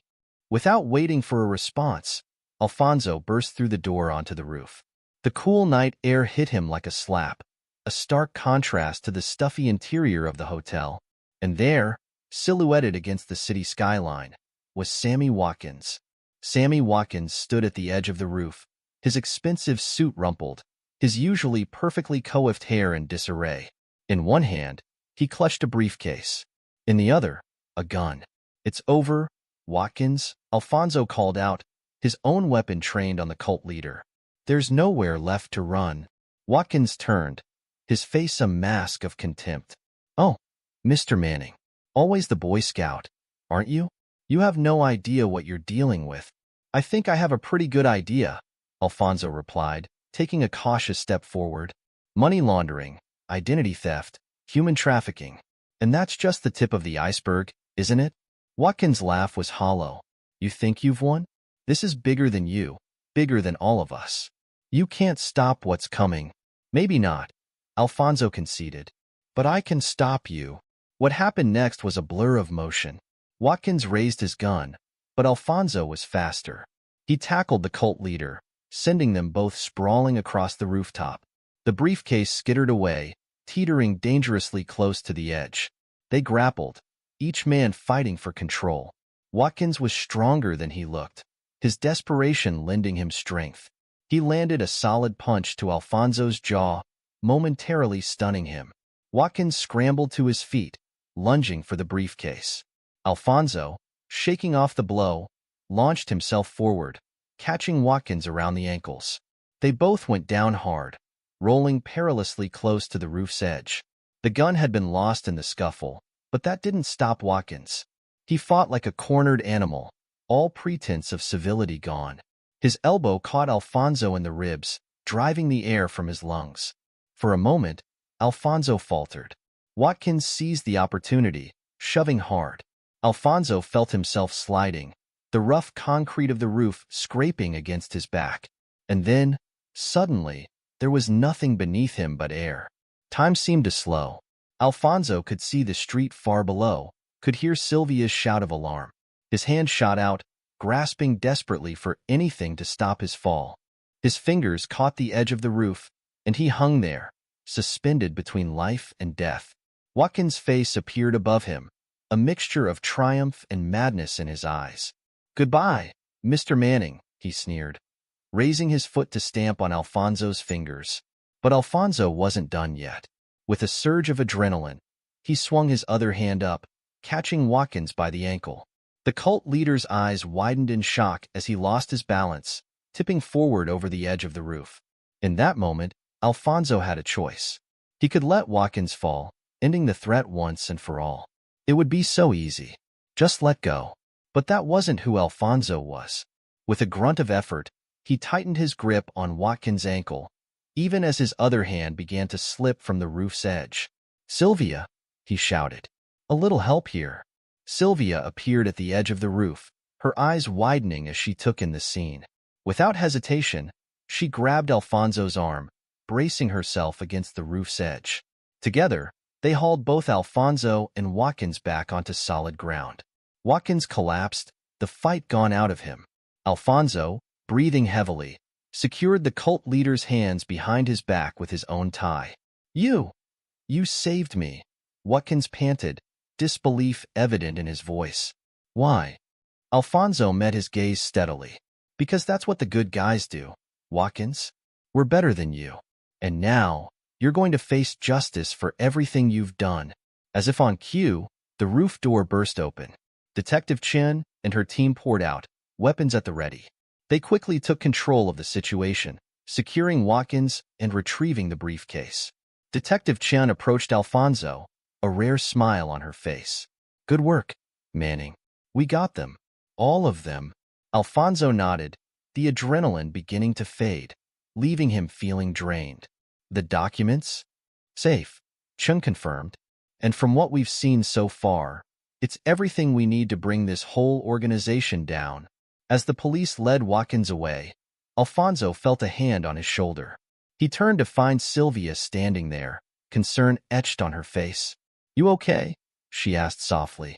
Alfonso took a deep breath, looking out over the city skyline. The first hints of dawn were beginning to lighten the eastern sky. "Yeah," he said finally. "I think I am." The weeks following the takedown of the cult were a whirlwind of activity. Alfonso found himself at the center of a storm of legal proceedings, debriefings, and media attention. The documents recovered from Watkins had indeed proven to be a treasure trove of information, exposing the full extent of the cult's influence. Alfonso sat in Detective Chen's office, watching as she pinned yet another photo to the evidence board. The faces of corrupt officials, business leaders, and even fellow law enforcement officers stared back at him. "It's staggering," Chen said, stepping back to survey the board. "We're looking at the biggest corruption scandal this city has ever seen." Alfonso nodded, feeling a mix of satisfaction and weariness. "How many arrests so far?" 73 as of this morning, Chen replied. "And we're not done yet. Every day, we're uncovering new connections, new crimes." As they discussed the ongoing investigation, Alfonso couldn't help but think of Shannon. His ex-wife was facing a laundry list of charges, her trial set to begin in a few months. The woman he had loved, the life they had shared, it all seemed like a distant dream now. Chen seemed to read his thoughts. "You did the right thing, Manning. Never doubt that." Alfonso managed a small smile. "I know. It's a lot to process." As he left the police station, Alfonso was accosted by a group of reporters. Their questions came rapid fire, a barrage of inquiries about the cult, about Shannon, about his role in bringing it all down. "Mr. Manning, how does it feel to be hailed as a hero? What can you tell us about the ongoing investigation? Is it true that your ex-wife was a key player in the cult's operations?" Alfonso held up his hands, trying to fend off the onslaught. "No comment. Please, I just want to go home." He pushed through the crowd, escaping to the relative safety of his car. As he drove home, Alfonso couldn't shake the feeling of being watched. The cult might be dismantled, but its effects lingered. At home, Alfonso poured himself a drink and sank into his armchair. The house felt empty, echoing with memories of a life that no longer existed. His phone buzzed, another message from a talk show wanting an exclusive interview. Alfonso ignored it. He had given one interview, a single, powerful statement about the dangers of such organizations and the importance of trust and integrity. That was enough. He had no desire to relive the ordeal over and over for the entertainment of others. Instead, he pulled out a notepad and began to write. Ideas flowed onto the paper, plans for a new consulting firm specializing in personal and corporate security. He could use his experience to help others protect themselves from similar threats. As he worked, Alfonso felt a sense of purpose settling over him. The ordeal had left him wiser, more cautious, but also more appreciative of genuine relationships and his own resilience. Weeks turned into months. Alfonso's consulting firm, Phoenix Security, began to take shape. He hired carefully, building a team he could trust implicitly. Among his first employees was Sylvia Rodriguez, whose investigative skills had proven invaluable. One evening, as they were closing up the office, Sylvia paused at Alfonso's desk. "You know, when you first came to me with this case, I never imagined it would lead to all this." Alfonso leaned back in his chair, a wry smile on his face. "You and me both. Sometimes I still can't believe it's over." Sylvia perched on the edge of his desk. "Is it, though? Over, I mean." Alfonso considered her question. "The cult is finished. But the work? Helping people protect themselves, exposing corruption wherever we find it? That's never over." Sylvia nodded, a smile playing at the corners of her mouth. "Well then, boss, what's our next move?" Before Alfonso could respond, his phone buzzed. It was a text from Detective Chin. "New case. Might be up your alley. Drinks later to discuss?" Alfonso showed the message to Sylvia, his eyebrow raised in a silent question. She grinned in response. "I'll grab my coat." As they left the office, Alfonso felt a surge of anticipation. The future stretched out before him, full of possibilities. He had survived betrayal, faced down a dangerous cult, and come out the other side stronger for it. Whatever challenges lay ahead, Alfonso Manning was ready to face them head-on. The story concludes with Alfonso hosting a small gathering at his new office. Sylvia is there, along with Detective Chin and a few other close friends who had supported him through the ordeal. As they raise their glasses in a toast, Alfonso looks around the room, feeling a profound sense of gratitude. "To new beginnings," he says, his voice steady and sure. The others echo his toast, their faces reflecting the same mix of determination and hope that Alfonso feels. As the conversation flows around him, Alfonso takes a moment to reflect on the journey that brought him here, from betrayal to justice, and finally, to peace. The road ahead might be uncertain, but Alfonso Manning was no longer afraid. He had found his purpose, his tribe, and himself. And that, he realized, was the greatest victory of all. This is where our story comes to an end. Share your thoughts in the comment section. Thanks for your time. If you enjoy the story, please subscribe to this channel. Click on the video you see on the screen, and I will see you there.